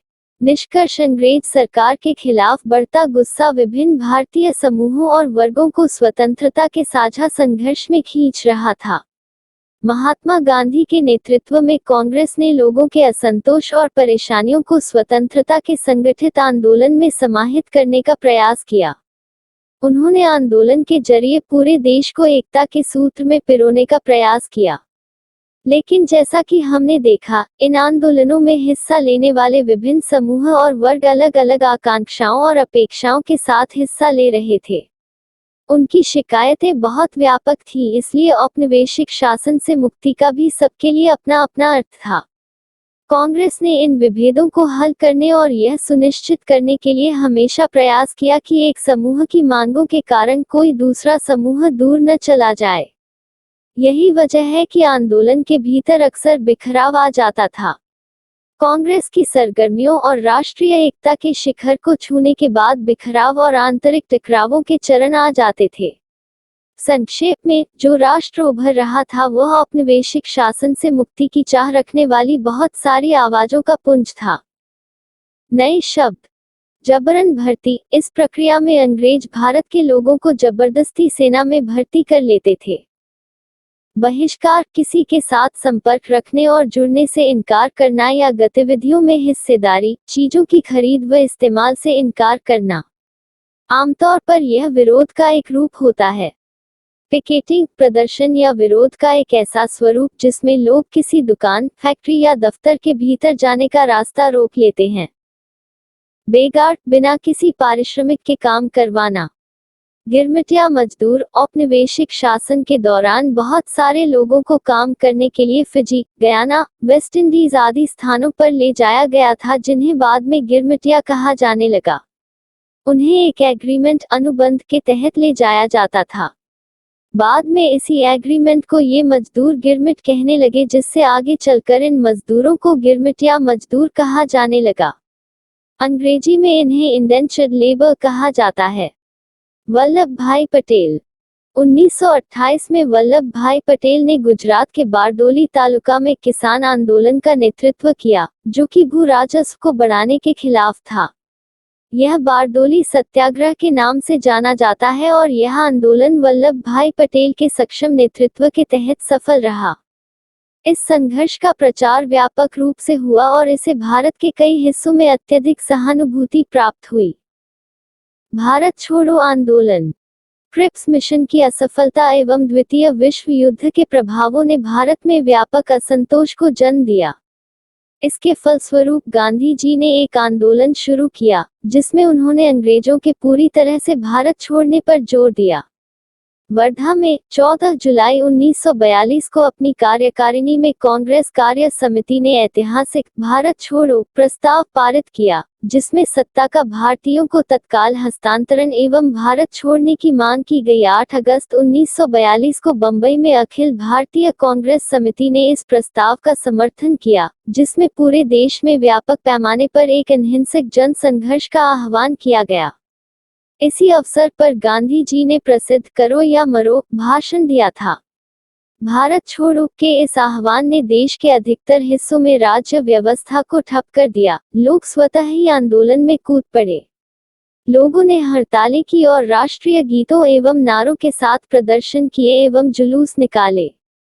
यह आंदोलन वास्तव में एक जन आंदोलन था जिसमें छात्र, मजदूर और किसान जैसे हजारों साधारण लोगों ने हिस्सा लिया।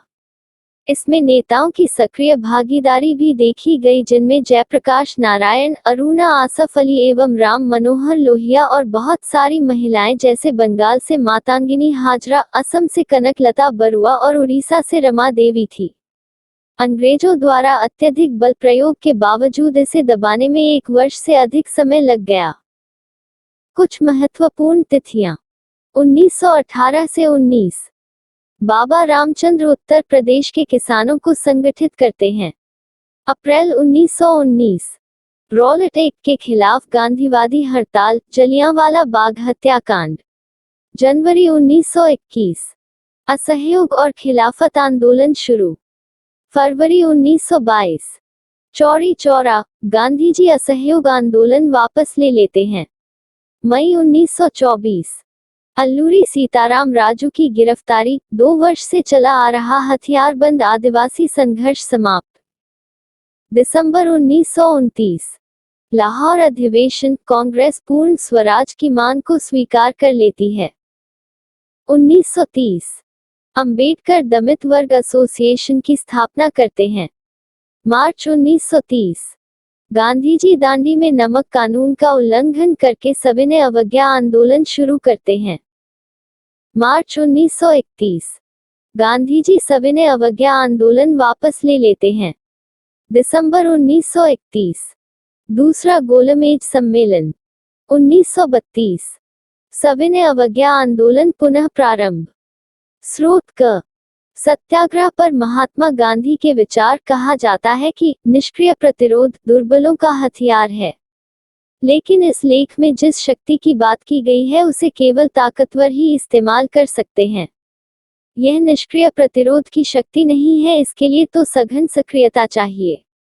दक्षिण अफ्रीका का आंदोलन निष्क्रिय नहीं बल्कि सक्रिय आंदोलन था। सत्याग्रह शारीरिक बल नहीं है। सत्याग्रही अपने शत्रु को कष्ट नहीं पहुंचाता, वह अपने शत्रु का विनाश नहीं चाहता। ...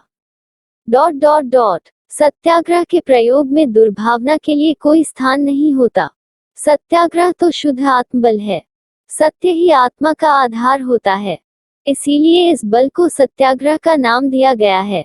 आत्मा ज्ञान से हमेशा लैस होती है। इसमें प्यार की लौ जलती है। अहिंसा सर्वोच्च धर्म है।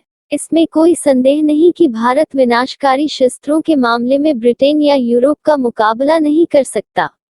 अंग्रेज युद्ध के देवता की उपासना करते हैं। वे सब हथियारों से लैस हो सकते हैं, होते जा रहे हैं। भारत में करोड़ों लोग कभी हथियार लेकर नहीं चल सकते। उन्होंने अहिंसा के धर्म को आत्मसात कर लिया है। स्रोत ख जनवरी 1921 को संयुक्त प्रांत में रायबरेली के पास पुलिस ने किसानों पर गोली चलाई। जवाहरलाल नेहरू घटनास्थल का दौरा करना चाहते थे, लेकिन पुलिस ने उन्हें रोक दिया। गुस्से में नेहरू ने अपने आसपास खड़े किसानों को ही संबोधित किया। बाद में इस सभा के बारे में उन्होंने बताया था, उनका आचरण खतरे के सामने होते हुए भी बहादुर, शांत और निश्चिंत लोगों जैसे था। पता नहीं उन्हें क्या महसूस हो रहा था, लेकिन मुझे पता है कि मैं क्या महसूस कर रहा था। एक पल के लिए मेरा भी खून खौल उठा था। अहिंसा तो न जाने कहां छूट गई थी, लेकिन सिर्फ एक पल के लिए, जिसे ईश्वर की कृपा से हमें विजयद्वार पर ले जाने के लिए भेजा गया है, उस महान नेता के विचार मुझे याद आ गए और मैंने देखा कि मेरे आसपास बैठे और खड़े किसान मेरे से कम उत्तेजित, मेरे से ज्यादा शांत थे। मेरी दुर्बलता का यह क्षण बीत गया। मैंने पूरी विनम्रता के साथ अहिंसा पर उनसे बात की। यह सबक उनसे ज्यादा मुझे सीखना था। उन्होंने मेरी बात समझी और शांति से चले गए। सर्वपल्ली गोपाल, जवाहरलाल नेहरू, एक जीवनी, खंड 1 में उद्धृत। स्रोत ग स्वतंत्रता दिवस की शपथ 26 जनवरी 1930। हमारा विश्वास है कि किसी भी समाज की तरह भारतीय जनता का भी यह एक अहर्निय इनएलियनेबल अधिकार है कि उन्हें आज़ादी मिले, अपनी मेहनत का फल मिले और जीवन की सभी आवश्यकताएं पूरी हों जिससे उन्हें आगे बढ़ने के परिपूर्ण अवसर मिले। हमारा यह भी विश्वास है कि यदि कोई भी सरकार अपनी जनता को इन अधिकारों से वंचित रखती है और दबाती है तो जनता को भी सरकार को बदलने या उसे समूल समाप्त करने का अधिकार है। भारत में ब्रितानी सरकार ने न केवल भारतीय जनता को स्वतंत्रता से वंचित किया है बल्कि उसने जनता का शोषण किया है और देश को आर्थिक, राजनीतिक, सांस्कृतिक एवं आध्यात्मिक स्तर पर नष्ट कर दिया है। इसलिए हमारा विश्वास है कि भारत को अनिवार्य रूप से ब्रिटेन के साथ अपने सभी संबंधों को समाप्त करके पूर्ण स्वराज प्राप्त करना चाहिए। स्रोत घ 1930 में मुस्लिम लीग के अध्यक्ष सर मोहम्मद इकबाल ने मुसलमानों के लिए अल्पसंख्यक राजनीतिक हितों की रक्षा के उद्देश्य से पृथक निर्वाचिका की जरूरत पर एक बार फिर जोर दिया। माना जाता है कि बाद के सालों में पाकिस्तान की मांग के लिए जो आवाज उठी उसका बौद्धिक औचित्य उनके इसी बयान से उपजा था। उन्होंने जो कहा वह इस प्रकार था, मुझे यह कहने में जरा सी भी हिचकिचाहट नहीं है कि अगर स्थायी सांप्रदायिक बंदोबस्त के तौर पर भारतीय मुसलमान को उसके अपने भारतीय होमलैंड में अपनी संस्कृति और परंपरा के अनुसार पूर्ण एवं स्वतंत्र विकास का अधिकार दिया जाए तो वह भारत की स्वतंत्रता के लिए अपना सब कुछ न्यौछावर करने को तैयार हो जाएगा। प्रत्येक समूह को अपने तरीके से स्वतंत्र विकास का अधिकार है। यह सिद्धांत किसी संकुचित सांप्रदायिकता की भावना से नहीं उपजा है। जो समुदाय अन्य समुदायों के प्रति दुर्भावना रखता है वो नीच और अधम है। मैं अन्य समुदायों के रीति रिवाजों, धर्मों और सामाजिक संस्थानों का अगाध सम्मान करता हूँ। कुरान की हिदायतों के अनुसार यह मेरा दायित्व है कि अगर जरूरत हो तो मैं उनके उपासना स्थलों की भी रक्षा करूंगा।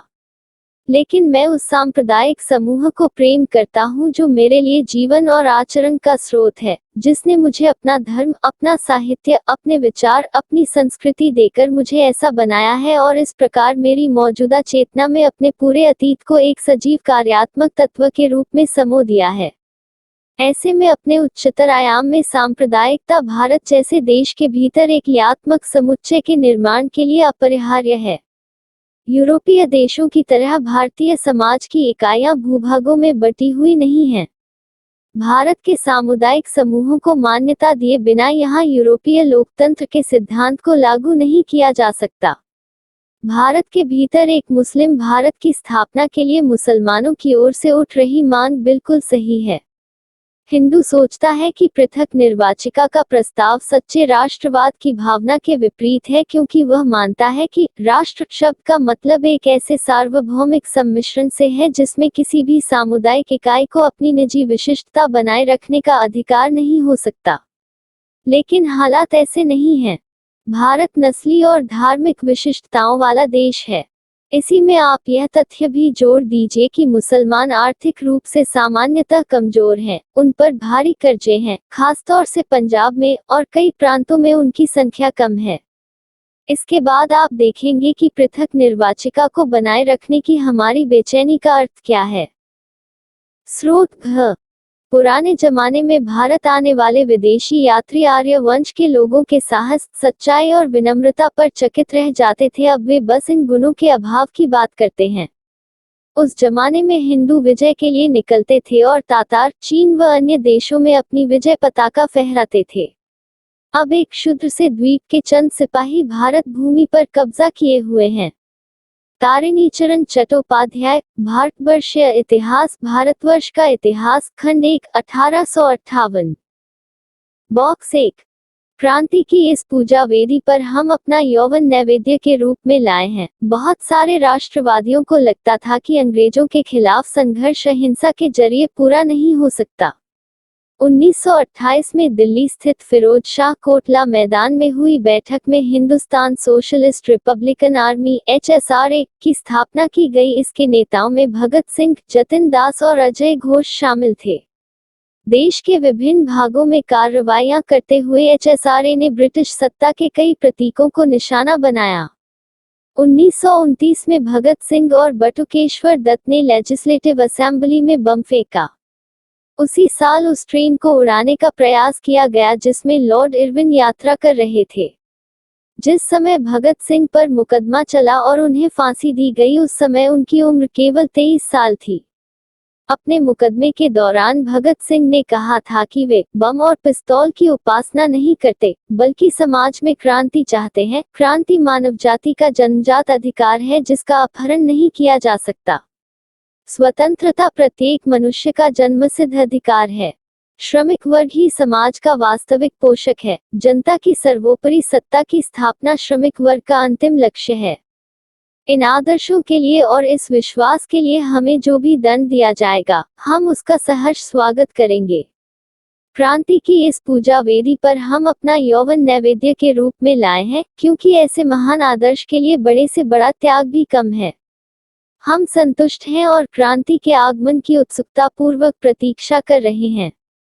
इनकलाब जिंदाबाद। भगत सिंह, बटुकेश्वर दत्त बमकांड पर सेशन कोर्ट में बयान। 6 जून 1929 दिल्ली। भगत सिंह और उनके साथियों के दस्तावेज। जगमोहन सिंह, चमनलाल से उद्धृत। राजकमल पेपरबैक्स, दिल्ली, 2005।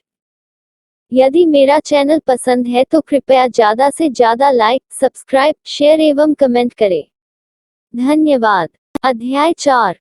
भूमंडलीकृत विश्व का बनना। एक आधुनिक युग से पहले। जब हम वैश्वीकरण की बात करते हैं तो आमतौर पर हम एक ऐसी आर्थिक व्यवस्था की बात करते हैं जो मोटे तौर पर पिछले लगभग 50 सालों में ही हमारे सामने आई है।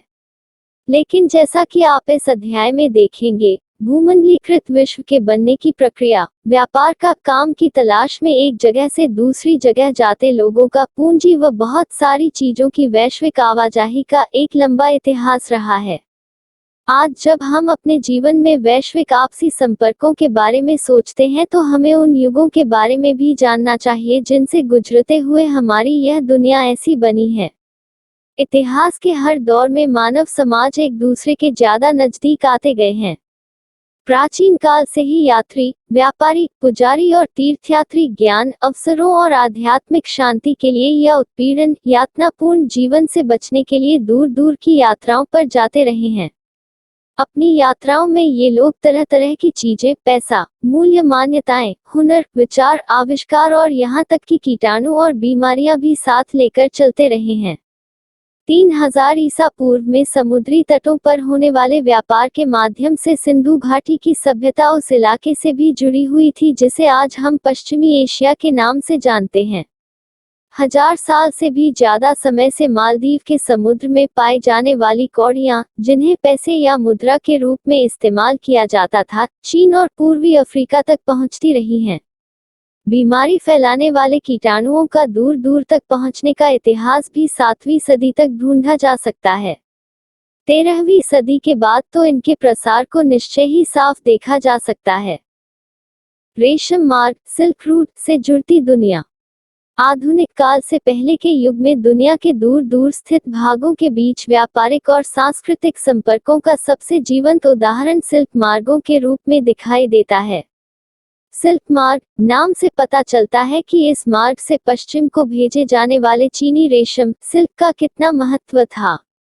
इतिहासकारों ने बहुत सारे सिल्क के बारे में बताया है।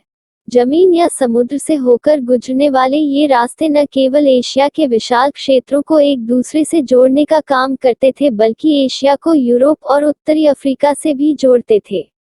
ऐसे मार्ग ईसा पूर्व के समय में ही सामने आ चुके थे और लगभग 15वीं शताब्दी तक अस्तित्व में थे। इसी रास्ते से चीनी पॉटरी जाती थी और इसी रास्ते से भारत व दक्षिण पूर्व एशिया के कपड़े व मसाले दुनिया के दूसरे भागों में पहुंचते थे। वापसी में सोने, चांदी जैसी कीमती धातुएं यूरोप से एशिया पहुंचती थी।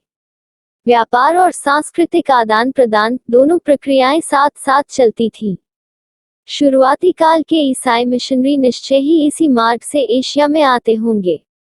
कुछ सदी बाद मुस्लिम धर्मोपदेशक भी इसी रास्ते से दुनिया में फैले। इससे भी बहुत पहले पूर्वी भारत में उपजा बौद्ध धर्म सिल्क मार्ग की विविध शाखाओं से ही कई दिशाओं में फैल चुका था। भोजन की यात्रा, स्पघेटी और आलू। हमारे खाद्य पदार्थ दूर देशों के बीच सांस्कृतिक आदान प्रदान के कई उदाहरण पेश करते हैं। जब भी व्यापारी और मुसाफिर किसी नए देश में जाते थे, जाने अनजाने वहां नई फसलों के बीज बोआते थे। संभव है कि दुनिया के विभिन्न भागों में मिलने वाले, झटपट तैयार होने वाले रेडी खाद्य पदार्थों के भी साझा स्रोत रहे हों। आइए स्पगेटी और नूडल्स का ही उदाहरण लें। माना जाता है कि नूडल्स चीन से पश्चिम में पहुंचे और वहां उन्हीं से स्पगेटी का जन्म हुआ। यह संभव है कि पास्ता अरब यात्रियों के साथ 5वीं सदी में सिसिली पहुंचा, जो अब इटली का ही एक टापू है। इसी तरह के आहार भारत और जापान में भी पाए जाते हैं, इसलिए हो सकता कि हम कभी यह न जान सके कि उनका जन्म कैसे हुआ होगा। फिर भी इन अनुमानों के आधार पर इतना जरूर कहा जा सकता है कि आधुनिक काल से पहले भी दूर देशों के बीच सांस्कृतिक लेन देन चल रहा होगा।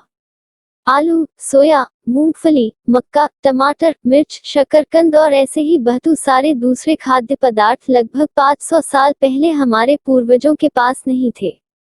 ये खाद्य पदार्थ यूरोप और एशिया में तब पहुंचे जब क्रिस्टोफर कोलंबस गलती से उन अज्ञात महाद्वीपों में पहुंच गया था जिन्हें बाद में अमेरिका के नाम से जाना जाने लगा। यहाँ अमेरिका का मतलब उत्तरी अमेरिका, दक्षिणी अमेरिका और कैरिबियन द्वीप समूह सभी से है। दरअसल हमारे बहुत सारे खाद्य पदार्थ अमेरिका के मूल निवासियों यानी अमेरिकन इंडियनों से हमारे पास आए हैं। कई बार नई फसलों के आने से जीवन में जमीन आसमान का फर्क आ जाता था। साधारण से आलू का इस्तेमाल शुरू करने पर यूरोप के गरीबों की जिंदगी आमूल रूप से बदल गई थी। उनका भोजन बेहतर हो गया और उनकी औसत उम्र बढ़ने लगी। आयरलैंड के गरीब काश्तकार तो आलू पर इस हद तक निर्भर हो चुके थे कि जब 1840 के दशक के मध्य में किसी बीमारी के कारण आलू की फसल खराब हो गई तो लाखों लोग भूखमरी के कारण मौत के मुंह में चले गए। विजय, बीमारी और व्यापार। 16वीं सदी में जब यूरोपीय जहाजियों ने एशिया तक का समुद्री रास्ता ढूंढ लिया और वे पश्चिमी सागर को पार करते हुए अमेरिका तक जा पहुंचे तो पूर्व आधुनिक विश्व बहुत छोटा सा दिखाई देने लगा। इससे पहले कई सदियों से हिंद महासागर के पानी में फलता फूलता व्यापार, तरह तरह के सामान, लोग, ज्ञान और परंपराएं एक जगह से दूसरी जगह आ जा रही थी। भारतीय उपमहाद्वीप इन प्रवाहों के रास्ते में एक अहम बिंदु था। पूरे नेटवर्क में इस इलाके का भारी महत्व था। यूरोपियों के दाखिले से यह आवाजाही और बढ़ने लगी और इन प्रवाहों की दिशा यूरोप की तरफ भी मुड़ने लगी। अपनी खोज से पहले लाखों साल से अमेरिका का दुनिया से कोई संपर्क नहीं था, लेकिन 16वीं सदी से उसकी विशाल भूमि और बेहिसाब फसलें व खनिज पदार्थ हर दिशा में जीवन का रूप रंग बदलने लगे। आज के पेरू और मेक्सिको में मौजूद खानों से निकलने वाली कीमती धातुओं, खासतौर से चांदी, ने भी यूरोप की संपदा को बढ़ाया और पश्चिम एशिया के साथ होने वाले उसके व्यापार को गति प्रदान की। 17वीं सदी के आते आते पूरे यूरोप में दक्षिणी अमेरिका की धन संपदा के बारे में तरह तरह के किस्से बनने लगे थे। इन्हीं किंवदंतियों की बदौलत वहां के लोग एल डोराडो को सोने का शहर मानने लगे और उसकी खोज में बहुत सारे खोजी अभियान शुरू किए गए। 16वीं सदी के मध्य तक आते आते पुर्तगाली और स्पेनिश सेनाओं की विजय का सिलसिला शुरू हो चुका था। उन्होंने अमेरिका को उपनिवेश बनाना शुरू कर दिया था। यूरोपीय सेनाएं केवल अपनी सैनिक ताकत के दम पर नहीं जीतती थीं। स्पेनिश विजेताओं के सबसे शक्तिशाली हथियारों में परंपरागत किस्म का सैनिक हथियार तो कोई था ही नहीं। यह हथियार तो चेचक जैसे कीटाणु थे जो स्पेनिश सैनिकों और अफसरों के साथ वहां जा पहुंचे थे। लाखों साल से दुनिया से अलग थलग रहने के कारण अमेरिका के लोगों के शरीर में यूरोप से आने वाली इन बीमारियों से बचने की रोग प्रतिरोधी क्षमता नहीं थी। फलस्वरूप इस नए स्थान पर चेचक बहुत मारक साबित हुई। एक बार संक्रमण शुरू होने के बाद तो यह बीमारी पूरे महाद्वीप में फैल गई। जहां यूरोपीय लागे नहीं पहुंचे थे वहां के लागे भी इसकी चपेट में आने लगे। इसने पूरे के पूरे समुदायों को खत्म कर डाला। इस तरह घुसपैठियों की जीत का रास्ता आसान होता चला गया। बंदूकों को तो खरीद कर या छीन कर हमलावरों के खिलाफ भी इस्तेमाल किया जा सकता था। पर चेचक जैसी बीमारियों के मामले में तो ऐसा नहीं किया जा सकता था, क्योंकि हमलावरों के पास उससे बचाव का तरीका भी था और उनके शरीर में रोग प्रतिरोधी क्षमता भी विकसित हो चुकी थी। 19वीं सदी तक यूरोप में गरीबी और भूख का ही साम्राज्य था। शहरों में बेहिसाब भीड़ थी और बीमारियों का बोलबाला था। धार्मिक टकराव आम थे। धार्मिक असंतुष्टों को कड़ा दंड दिया जाता था। इस वजह से हजारों लोग यूरोप से भागकर अमेरिका जाने लगे। 18वीं सदी तक अमेरिका में अफ्रीका से पकड़कर लाए गए गुलामों को काम में झोंककर यूरोपीय बाजारों के लिए कपास और चीनी का उत्पादन किया जाने लगा था। 18वीं शताब्दी का काफी समय बीत जाने के बाद भी चीन और भारत को दुनिया के सबसे धनी देशों में गिना जाता था। एशियाई व्यापार में भी उन्हीं का दबदबा था। लेकिन विशेषज्ञों का मानना है कि 15वीं सदी से चीन ने दूसरे देशों के साथ अपने संबंध कम करना शुरू कर दिए और वह दुनिया से अलग थलग पड़ने लगा। चीन की घटती भूमिका और अमेरिका के बढ़ते महत्व के चलते विश्व व्यापार का केंद्र पश्चिम की ओर खिसकने लगा। अब यूरोप ही विश्व व्यापार का सबसे बड़ा केंद्र बन गया। 19वीं शताब्दी 1815 से 1914। 19वीं सदी में दुनिया तेजी से बदलने लगी। आर्थिक, राजनीतिक, सामाजिक, सांस्कृतिक और तकनीकी कारकों ने पूरे के पूरे समाजों की काया पलट कर दी और विदेश संबंधों को नए धर्रे में ढाल दिया। अर्थशास्त्रियों ने अंतर्राष्ट्रीय आर्थिक विनिमय में 3 तरह की गतियों या प्रवाहों का उल्लेख किया है। इनमें पहला प्रवाह व्यापार का होता है, जो 19वीं सदी में मुख्य रूप से वस्तुओं जैसे कपड़ा या गेहूं आदि के व्यापार तक ही सीमित था। दूसरा श्रम का प्रवाह होता है। इसमें लोग काम या रोजगार की तलाश में एक जगह से दूसरी जगह जाते हैं। तीसरा प्रवाह पूंजी का होता है, जिसे अल्प या दीर्घ अवधि के लिए दूर दराज के इलाकों में निवेश कर दिया जाता है। ये तीनों तरह के प्रवाह एक दूसरे से जुड़े हुए थे और लोगों के जीवन को प्रभावित करते थे। कभी कभी इन कारकों के बीच मौजूद संबंध टूट भी जाते थे। उदाहरण के लिए, वस्तुओं या पूंजी की आवाजाही के मुकाबले श्रमिकों की आवाजाही पर प्रायः ज्यादा शर्तें और बंदिशें लगाई जाती थीं। फिर भी, यदि हम इन तीनों प्रवाहों का एक साथ अध्ययन करें तो 19वीं सदी की विश्व अर्थव्यवस्था को ज्यादा अच्छी तरह समझ सकते हैं। विश्व अर्थव्यवस्था का उदय। इस विषय को समझने के लिए सबसे पहले औद्योगिक यूरोप में खाद्य उत्पादन और उपभोग के बदलते रुझानों पर विचार करें तो बेहतर होगा। सामान्य रूप से सभी देश भोजन के मामले में आत्मनिर्भर होने का प्रयास करते रहे हैं। लेकिन 19वीं सदी के ब्रिटेन की बात अलग थी। अगर उस समय ब्रिटेन खाद्य आत्मनिर्भरता के रास्ते पर चलता तो वहां के लोगों का जीवन स्तर गिर जाता और सामाजिक तनाव फैलता। आइए देखें कि इस आशंका के पीछे क्या कारण थे। 18वीं सदी के आखिरी दशकों में ब्रिटेन की आबादी तेजी से बढ़ने लगी थी। नतीजा, देश में भोजन की मांग भी बढ़ी। जैसे जैसे शहर फैले और उद्योग बढ़ने लगे, कृषि उत्पादों की मांग भी बढ़ने लगी। कृषि उत्पाद महंगे होने लगे। दूसरी तरफ बड़े भूस्वामियों के दबाव में सरकार ने मक्का के आयात पर भी पाबंदी लगा दी थी। जिन कानूनों के सहारे सरकार ने यह पाबंदी लागू की थी उन्हें कॉर्न लॉ कहा जाता था। खाद्य पदार्थों की ऊंची कीमतों से परेशान उद्योगपतियों और शहरी बाशिंदों ने सरकार को मजबूर कर दिया कि वह कॉर्न लॉ को फौरन समाप्त कर दे। कॉर्न लॉ के निरस्त हो जाने के बाद बहुत कम कीमत पर खाद्य पदार्थों का आयात किया जाने लगा। आयातित खाद्य पदार्थों की लागत ब्रिटेन में पैदा होने वाले खाद्य पदार्थों से भी कम थी। फलस्वरूप, ब्रिटिश किसानों की हालत बिगड़ने लगी क्योंकि वे आयातित माल की कीमत का मुकाबला नहीं कर सकते थे। विशाल भूभागों पर खेती बंद हो गई, हजारों लोग बेरोजगार हो गए। गांवों से उजड़कर वे या तो शहरों में या दूसरे देशों में जाने लगे। जब खाद्य पदार्थों की कीमतों में गिरावट आई तो ब्रिटेन में उपभोग का स्तर बढ़ गया। 19वीं सदी के मध्य से ब्रिटेन की औद्योगिक प्रगति काफी तेज रही, जिससे लोगों की आय में वृद्धि हुई। इससे लोगों की जरूरतें बढ़ी। खाद्य पदार्थों का और भी ज्यादा मात्रा में आयात होने लगा। पूर्वी यूरोप, रूस, अमेरिका और ऑस्ट्रेलिया, दुनिया के हर हिस्से में ब्रिटेन का पेट भरने के लिए जमीनों को साफ करके खेती की जाने लगी। खेती के लिए जमीन को साफ कर देना ही काफी नहीं था। खेतिहर इलाकों को बंदरगाहों से जोड़ने के लिए रेलवे की भी जरूरत थी। ज्यादा तादाद में माल ढुलाई के लिए नई गोदियां बनाना और पुरानी गोदियों को फैलाना जरूरी था। नई जमीनों पर खेती करने के लिए यह आवश्यक था कि दूसरे इलाकों के लोग वहां आकर बसें। यानी नए घर बनाना और नई बस्तियां बसाना भी जरूरी था। इन सारे काम के लिए पूंजी और श्रम की जरूरत थी। इसके लिए लदम न जैसे वित्तीय केंद्रों से पूंजी आने लगी।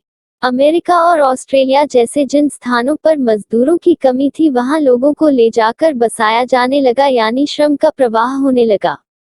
19वीं सदी में यूरोप के लगभग 5 करोड़ लोग अमेरिका और ऑस्ट्रेलिया में जाकर बस गए। माना जाता है कि पूरी दुनिया में लगभग 15 करोड़ लोग बेहतर भविष्य की चाह में अपने घर बार छोड़कर दूर दूर के देशों में जाकर काम करने लगे थे। 1890 तक एक वैश्विक कृषि अर्थव्यवस्था सामने आ चुकी थी। इस घटनाक्रम के साथ ही श्रम विस्थापन रुझानों, पूंजी प्रवाह, पारिस्थितिकी और तकनीक में गहरे बदलाव आ चुके थे। अब भोजन किसी आसपास के गांव या कस्बे से नहीं बल्कि हजारों मील दूर से आने लगा था। अब अपने खेतों पर खुद काम करने वाले किसान ही खाद्य पदार्थ पैदा नहीं कर रहे थे। अब यह काम ऐसे औद्योगिक मजदूर करने लगे थे जो संभवतः हाल ही में वहां आए थे और ऐसे खेतों में काम कर रहे थे जहां महज एक पीढ़ी पहले संभवतः ठेठ जंगल रहे होंगे। खाद्य पदार्थों को एक जगह से दूसरी जगह पहुंचाने के लिए रेलवे का इस्तेमाल किया जाता था। रेल का नेटवर्क इसी काम के लिए बिछाया गया था। पानी के जहाजों से इसे दूसरे देशों में पहुंचाया जाता था। इन जहाजों पर दक्षिण यूरोप, एशिया, अफ्रीका और कैरिबियाई द्वीप समूह के मजदूरों से बहुत कम वेतन पर काम करवाया जाता था। बहुत छोटे पैमाने पर ही सही, लेकिन इसी तरह के नाटकीय बदलाव हम अपने यहाँ पंजाब में भी देख सकते हैं। यहाँ ब्रिटिश भारतीय सरकार ने अर्ध रेगिस्तानी पड़ती जमीनों को उपजाऊ बनाने के लिए नहरों का जाल बिछा दिया ताकि निर्यात के लिए गेहूं और कपास की खेती की जा सके। नई नहरों की सिंचाई वाले इलाकों में पंजाब के अन्य स्थानों के लोगों को लाकर बसाया गया। उनकी बस्तियों को केनाल कॉलोनी, नहर बस्ती कहा जाता था। भोजन तो सिर्फ एक उदाहरण मात्र है। कुछ ऐसी ही कहानी कपास की भी रही है, जिसकी दुनिया भर में बड़े पैमाने पर खेती की जाने लगी थी ताकि ब्रिटिश कपड़ा मिलों की मांग को पूरा किया जा सके। रबर की कहानी भी इससे अलग नहीं है। विभिन्न चीजों के उत्पादन में विभिन्न इलाकों ने इतनी महारत हासिल कर ली थी कि 1820 से 1914 के बीच विश्व व्यापार में 25 से 40 गुना वृद्धि हो चुकी थी। इस व्यापार में लगभग 60% हिस्सा प्राथमिक उत्पादों यानी गेहूं और कपास जैसे कृषि उत्पादों तथा कोयले जैसे खनिज पदार्थों का था। तकनीक की भूमिका। इस घटनाक्रम में तकनीक की क्या भूमिका रही? रेलवे, भाप के जहाज, टेलीग्राफ, ये सब तकनीकी बदलाव बहुत महत्वपूर्ण रहे। उनके बिना 19वीं सदी में आए परिवर्तनों की कल्पना नहीं की जा सकती थी। तकनीकी प्रगति अक्सर चौतरफा सामाजिक, राजनीतिक और आर्थिक कारकों का परिणाम भी होती है। उदाहरण के लिए, औपनिवेशीकरण के कारण यातायात और परिवहन साधनों में भारी सुधार किए गए। तेज चलने वाली रेलगाड़ियां बनी, बोगियों का भार कम किया गया, जलपोतों का आकार बढ़ा जिससे किसी भी उत्पाद को खेतों से दूर दूर के बाजारों में कम लागत पर और ज्यादा आसानी से पहुंचाया जा सके। मांस उत्पादों के व्यापार से इस प्रक्रिया का अच्छा अंदाजा मिलता है। 1870 के दशक तक अमेरिका से यूरोप को मांस का निर्यात नहीं किया जाता था। उस समय केवल जिंदा जानवर ही भेजे जाते थे जिन्हें यूरोप ले जाकर ही काटा जाता था। लेकिन जिंदा जानवर बहुत ज्यादा जगह घेरते थे। बहुत सारे तो लंबे सफर में मर जाते थे या बीमार पड़ जाते थे। बहुतों का वजन गिर जाता था या वे खाने के लायक नहीं रह जाते थे। इसी वजह से मांस खाना एक महंगा सौदा था और यूरोप के गरीबों की पहुंच से बाहर था। दूसरी तरफ ऊंची कीमतों के कारण मांस उत्पादों की मांग और उत्पादन भी कम रहता था। नई तकनीक के आने पर यह स्थिति बदल गई। पानी के जहाजों में रेफ्रिजरेशन की तकनीक स्थापित कर दी गई जिससे जल्दी खराब होने वाली चीजों को भी लंबी यात्राओं पर ले जाया जा सकता था। इसके बाद तो जानवरों को यात्रा से पहले ही मारा जाने लगा। अमेरिका, ऑस्ट्रेलिया या न्यूजीलैंड, सब जगह से जानवरों की बजाय उनका मांस ही यूरोप भेजा जाने लगा। इससे न केवल समुद्री यात्रा में आने वाला खर्चा कम हो गया बल्कि यूरोप में मांस के दाम भी गिर गए। यूरोप के गरीबों को ज्यादा विविधतापूर्ण खुराक मिलने लगी। पहले उनके पास सिर्फ आलू और ब्रेड होते थे। अब बहुत सारे लोगों के भोजन में मांसाहार और मक्खन व अंडे भी शामिल हो गया। जीवन स्थिति सुधरी तो देश में शांति स्थापित होने लगी और दूसरे देशों में साम्राज्यवादी मंसूबों को समर्थन मिलने लगा। 19वीं सदी के आखिर में उपनिवेशवाद। 19वीं शताब्दी के आखिरी दशकों में व्यापार बढ़ा और बाजार तेजी से फैलने लगे। यह केवल फैलते व्यापार और संपन्नता का ही दौर नहीं था। हमें इस प्रक्रिया के स्याह पक्ष को भी नजरअंदाज नहीं करना चाहिए। व्यापार में इजाफे और विश्व अर्थव्यवस्था के साथ निकटता का एक परिणाम यह हुआ कि दुनिया के बहुत सारे भागों में स्वतंत्रता और आजीविका के साधन छिनने लगे। 19वीं सदी के आखिरी दशकों में यूरोपियों की विजयों से बहुत सारे कष्टदायक आर्थिक, सामाजिक और पारिस्थितिकीय परिवर्तन आए और औपनिवेशिक समाजों को विश्व अर्थव्यवस्था में समाहित कर लिया गया। जरा अफ्रीका के मानचित्र को देखिए। आप पाएंगे कि वहां के कुछ देशों की सीमाएं तो बिल्कुल सीधी लकीर जैसी हैं, मानो उन्हें फुट्टा स्केल रखकर खींचा गया हो। दुर्भाग्यवश यही हुआ भी था। अफ्रीका पर कब्जे की कोशिश में लगी प्रतिद्वंद्वी यूरोपीय ताकतों ने अपने अपने इलाके बांटने के लिए प्रायः इसी तरीके का सहारा लिया था। 1885 में यूरोप के ताकतवर देशों की बर्लिन में एक बैठक हुई जिसमें अफ्रीका के नक्शे पर इसी तरह लकीरें खींचकर उसको आपस में बांट लिया गया था। 19वीं सदी के आखिर में ब्रिटेन और फ्रांस ने अपने शासन वाले विदेशी क्षेत्रफल में भारी वृद्धि कर ली थी। बेल्जियम और जर्मनी नई औपनिवेशिक ताकतों के रूप में सामने आए। पहले स्पेन के कब्जे में रह चुके कुछ उपनिवेशों पर कब्जा करके 1890 के दशक के आखिरी वर्षों में संयुक्त राज्य अमेरिका भी औपनिवेशिक ताकत बन गया। आइए देखें कि उपनिवेशवाद से औपनिवेशिक समाजों की अर्थव्यवस्था। रिंडरपेस्ट या मवेशी प्लेग।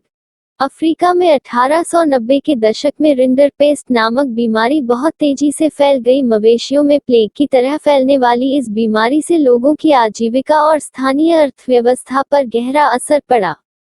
यह इस बात का अच्छा उदाहरण है कि औपनिवेशिक समाजों पर यूरोपीय साम्राज्यवादी ताकतों के प्रभाव से बड़े पैमाने पर क्या असर पड़े।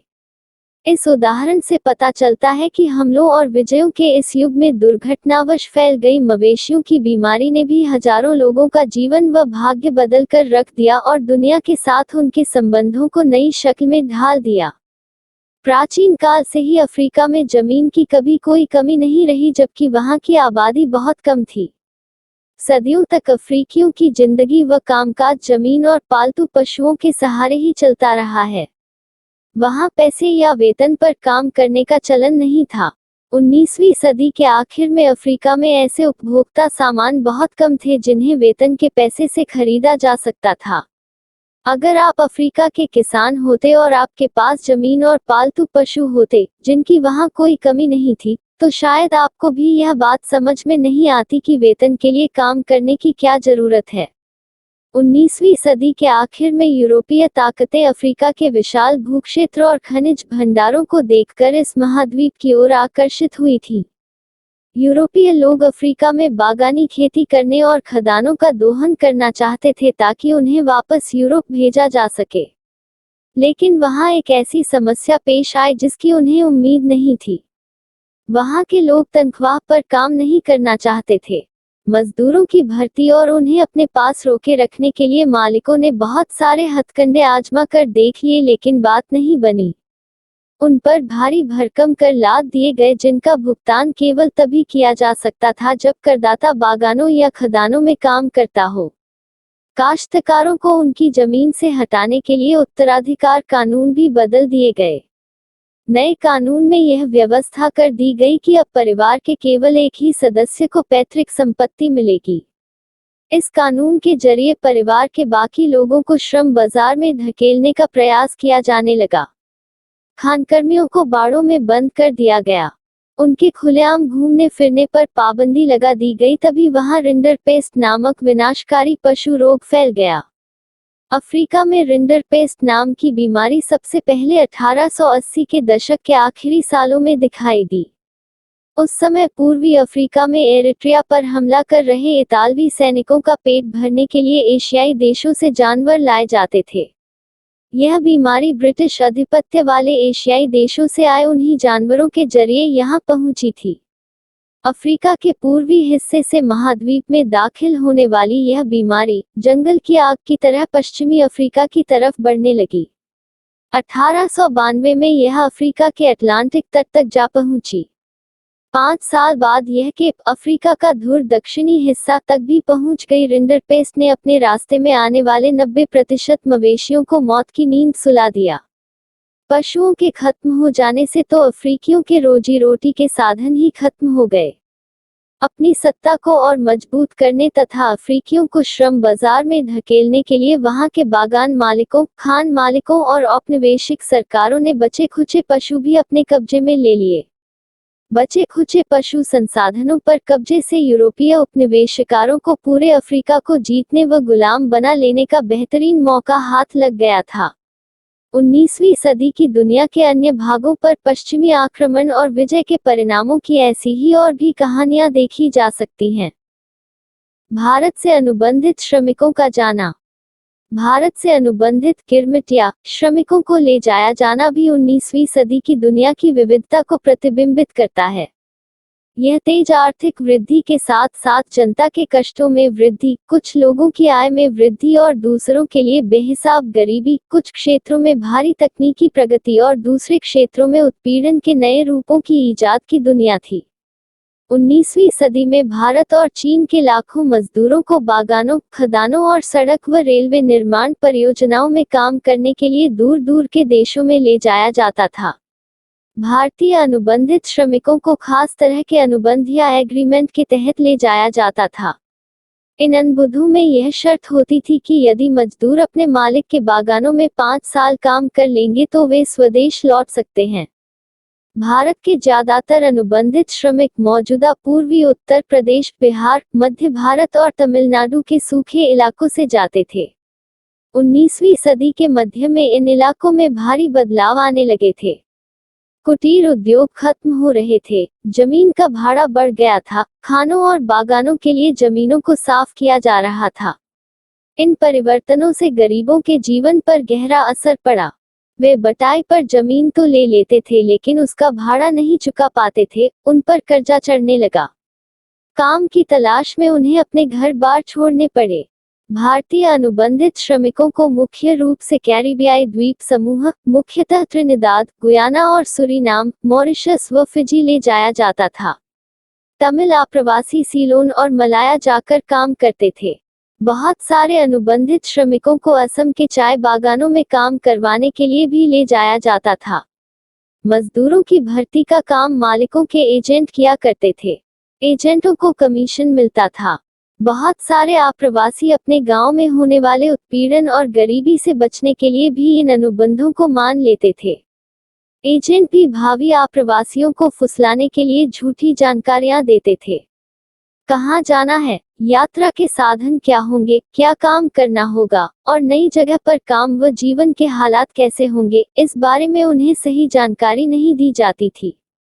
बहुत सारे आप्रवासियों को तो यह भी नहीं बताया जाता था कि उन्हें लंबी समुद्री यात्रा पर जाना है। अगर कोई मजदूर अनुबंध के लिए राजी नहीं होता था तो एजेंट उसका अपहरण तक कर लेते थे। 19वीं सदी की इस अनुबंध व्यवस्था को बहुत सारे लोगों ने नई दास प्रथा का भी नाम दिया है।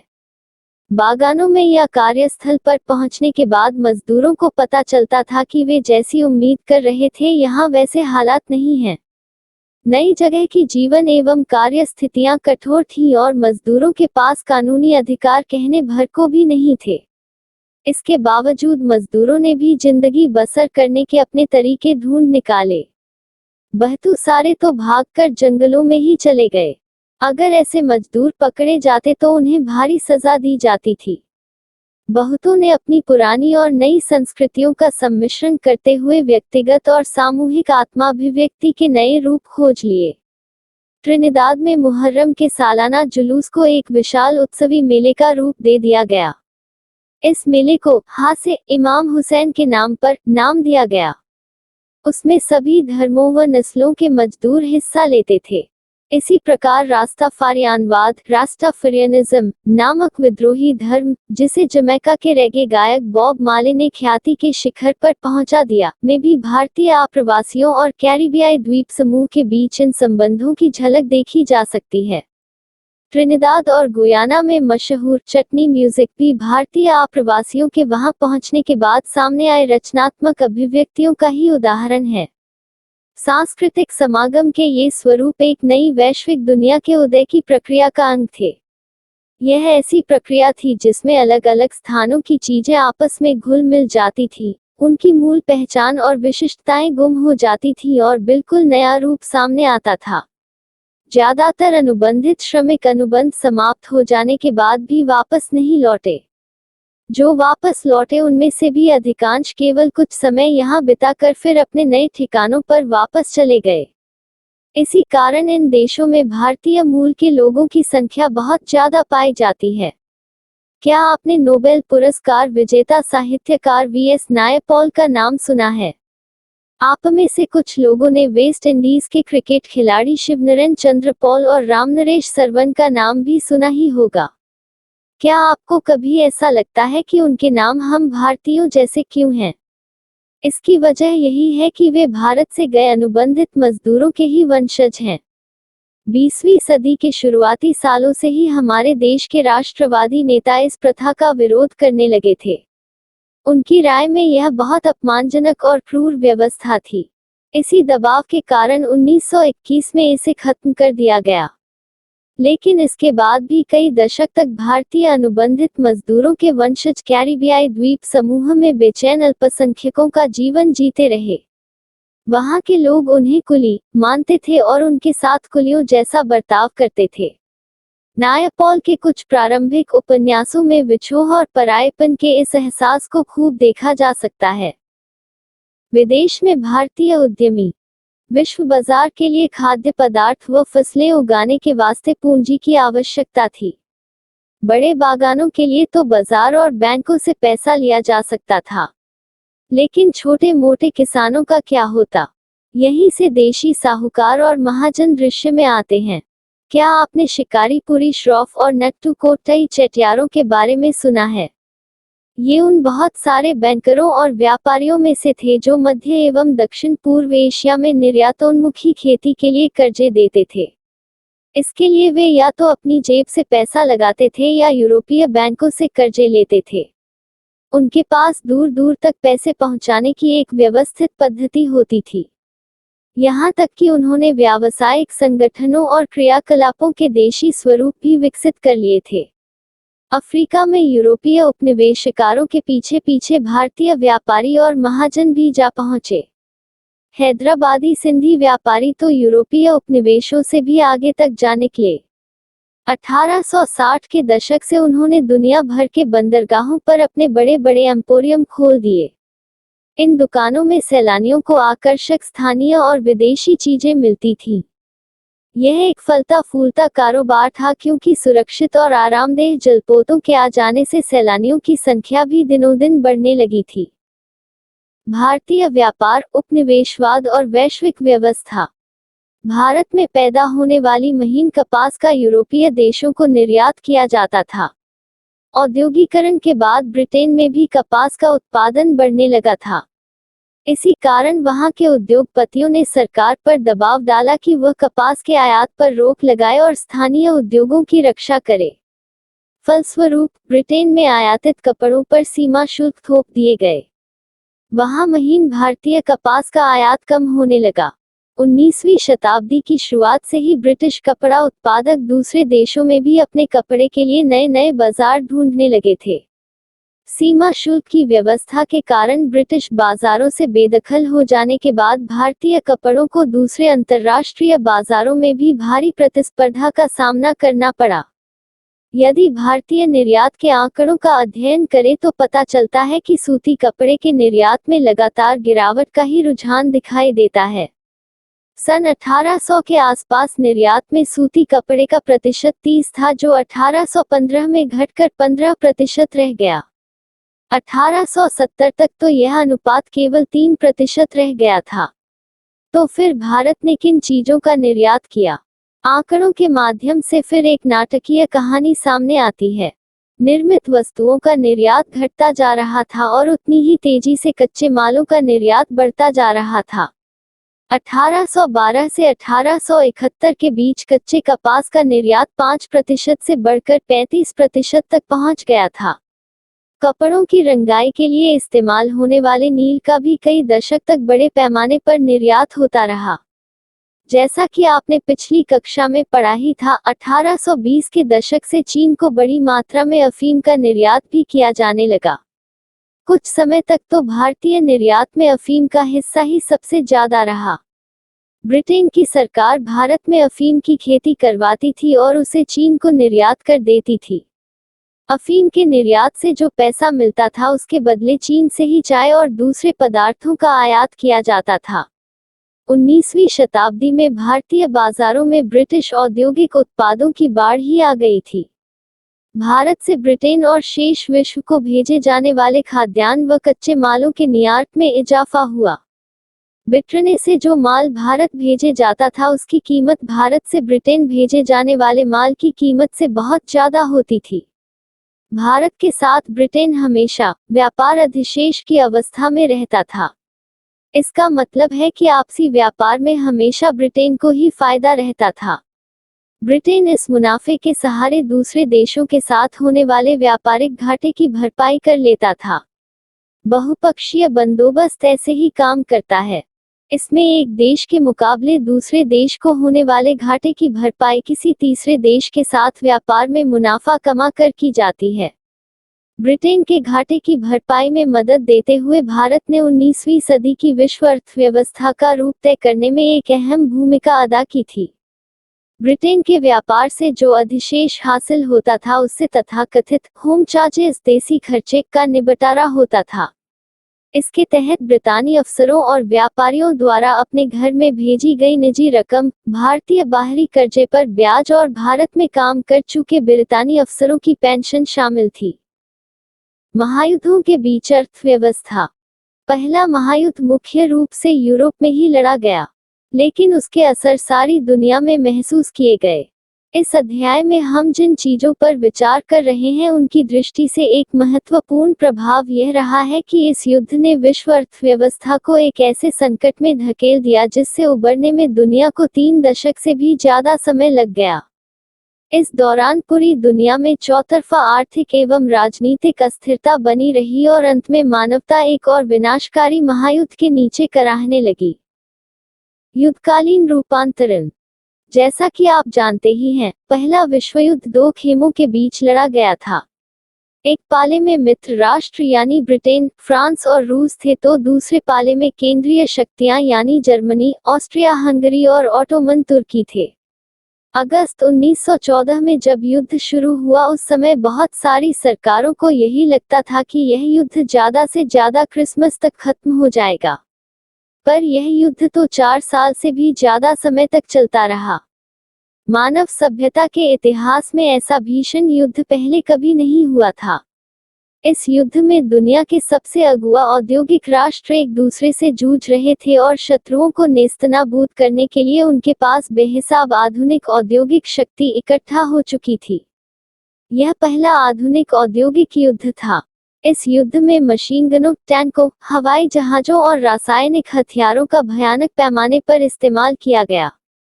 ये सभी चीजें आधुनिक विशाल उद्योगों की देन थी। युद्ध के लिए दुनिया भर से असंख्य सिपाहियों की भर्ती की जानी थी और उन्हें विशाल जलपोतों व रेलगाड़ियों में भरकर युद्ध के मोर्चों पर ले जाया जाना था। इस युद्ध ने मौत और विनाश की जैसी विभीषिका रची उसकी औद्योगिक युग से पहले और औद्योगिक शक्ति के बिना कल्पना नहीं की जा सकती थी। युद्ध में 90 लाख से ज्यादा लोग मारे गए और 2 करोड़ घायल हुए। मृतकों और घायलों में से ज्यादातर कामकाजी उम्र के लोग थे। इस महाविनाश के कारण यूरोप में कामकाज के लायक लोगों की संख्या बहुत कम रह गई। परिवार के सदस्य घट जाने से युद्ध के बाद परिवारों की आय भी गिर गई। युद्ध संबंधी सामग्री का उत्पादन करने के लिए उद्योगों का पुनर्गठन किया गया। युद्ध की जरूरतों के मद्देनजर पूरे के पूरे समाजों को बदल दिया गया।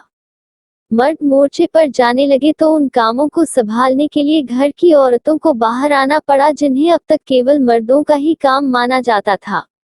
युद्ध के कारण दुनिया की कुछ सबसे शक्तिशाली आर्थिक ताकतों के बीच आर्थिक संबंध टूट गए। अब वे देश एक दूसरे से बदला लेने पर उतारू थे। इस युद्ध के लिए ब्रिटेन को अमेरिकी बैंकों और अमेरिकी जनता से भारी कर्जा लेना पड़ा। फलस्वरूप इस युद्ध ने अमेरिका को कर्जदार की बजाय कर्जदाता देश बना दिया। कहने का आशय यह है कि युद्ध के बाद दूसरे देशों में अमेरिका व उसके नागरिकों की संपत्तियों की कीमत अमेरिका में दूसरे देशों की सरकारों या उन नागरिकों के स्वामित्व अथवा नियंत्रण वाली संपदाओं से कहीं ज्यादा हो चुकी थी। युद्धोत्तर सुधार। युद्ध के बाद आर्थिक स्थिति को पटरी पर लाने का रास्ता काफी मुश्किल साबित हुआ। युद्ध से पहले ब्रिटेन दुनिया की सबसे बड़ी अर्थव्यवस्था था। युद्ध के बाद सबसे लंबा संकट उसे ही झेलना पड़ा। जिस समय ब्रिटेन युद्ध से जूझ रहा था उसी समय भारत और जापान में उद्योग विकसित होने लगे थे। युद्ध के बाद भारतीय बाजार में पहले वाली वर्चस्वशाली स्थिति प्राप्त करना ब्रिटेन के लिए बहुत मुश्किल हो गया था। अब उसे जापान से भी मुकाबला करना था, सो अलग। युद्ध के खर्चे की भरपाई करने के लिए ब्रिटेन ने अमेरिका से जमकर कर्जे लिए थे। इसका परिणाम यह हुआ कि युद्ध खत्म होने तक ब्रिटेन भारी विदेशी कर्जों में दब चुका था। युद्ध के कारण आर्थिक उत्साह का माहौल पैदा हो गया था, क्योंकि मांग, उत्पादन और रोजगारों में भारी इजाफा हुआ था।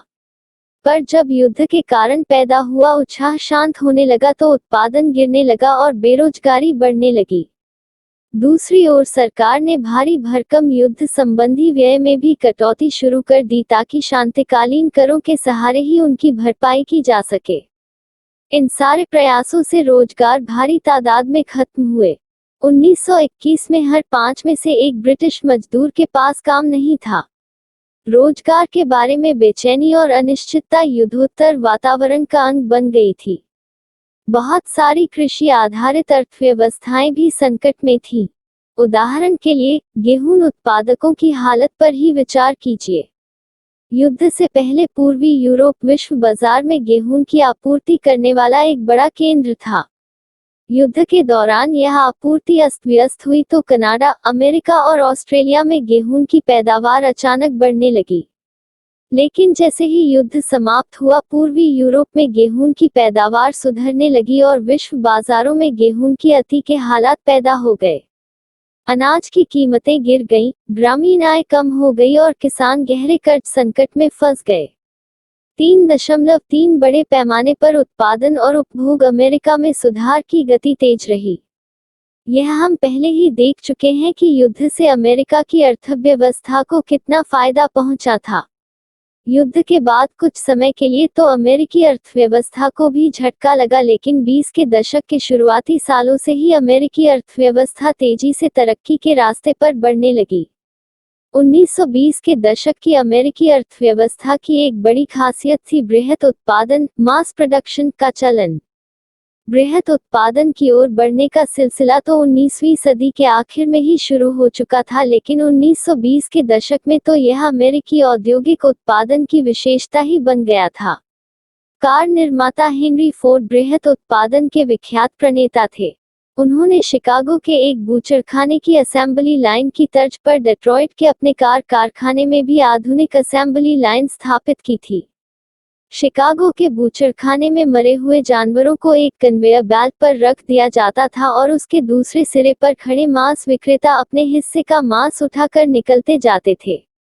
यह देखकर फोर्ड को लगा कि गाड़ियों के उत्पादन के लिए भी असेंबली लाइन का तरीका समय और पैसे दोनों के लिहाज से किफायती साबित हो सकता है। असेंबली लाइन पर मजदूरों को एक ही काम, जैसे कार के किसी खास पुर्जे को ही लगाते रहना, मशीनी ढंग से बार बार करते रहना होता था।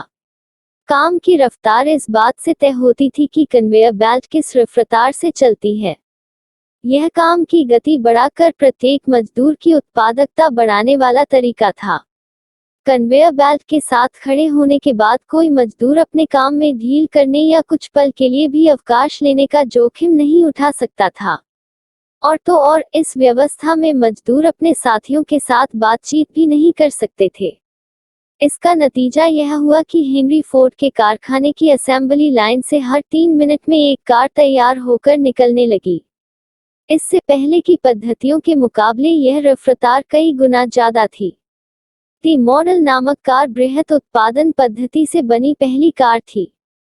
शुरुआत में फोर्ड फैक्ट्री के मजदूरों को असेंबली लाइन पर पैदा होने वाली थकान झेलने में काफी मुश्किल महसूस हुई, क्योंकि वे उसकी रफ्तार को किसी भी तरह नियंत्रित नहीं कर सकते थे। बहुत सारे मजदूरों ने काम छोड़ दिया। इस चुनौती से निपटने के लिए फोर्ड ने हताश होकर जनवरी 1914 से वेतन दोगुना यानी $5 प्रतिदिन कर दिया। साथ ही उन्होंने अपने कारखानों में ट्रेड यूनियन गतिविधियों पर भी पाबंदी लगा दी। तनख्वाह बढ़ाने से हेनरी फोर्ड के मुनाफे में जो कमी आई थी उसकी भरपाई करने के लिए वे अपनी असेंबली लाइन की रफ्तार बार बार बढ़ाने लगे। उनके मजदूरों पर काम का बोझ लगातार बढ़ता रहता था। अपने इस फैसले से फोर्ड बहुत संतुष्ट थे। कुछ समय बाद उन्होंने कहा था कि लागत कम करने के लिए अपनी जिंदगी में उन्होंने इससे अच्छा फैसला कभी नहीं लिया। फोर्ड द्वारा अपनाई गई उत्पादन पद्धतियों को जल्दी ही पूरे अमेरिका में अपनाया जाने लगा। 20 के दशक में ही यूरोप में भी उनकी नकल की जाने लगी। बृहत उत्पादन पद्धति ने इंजीनियरिंग आधारित चीजों की लागत और कीमत में कमी ला दी।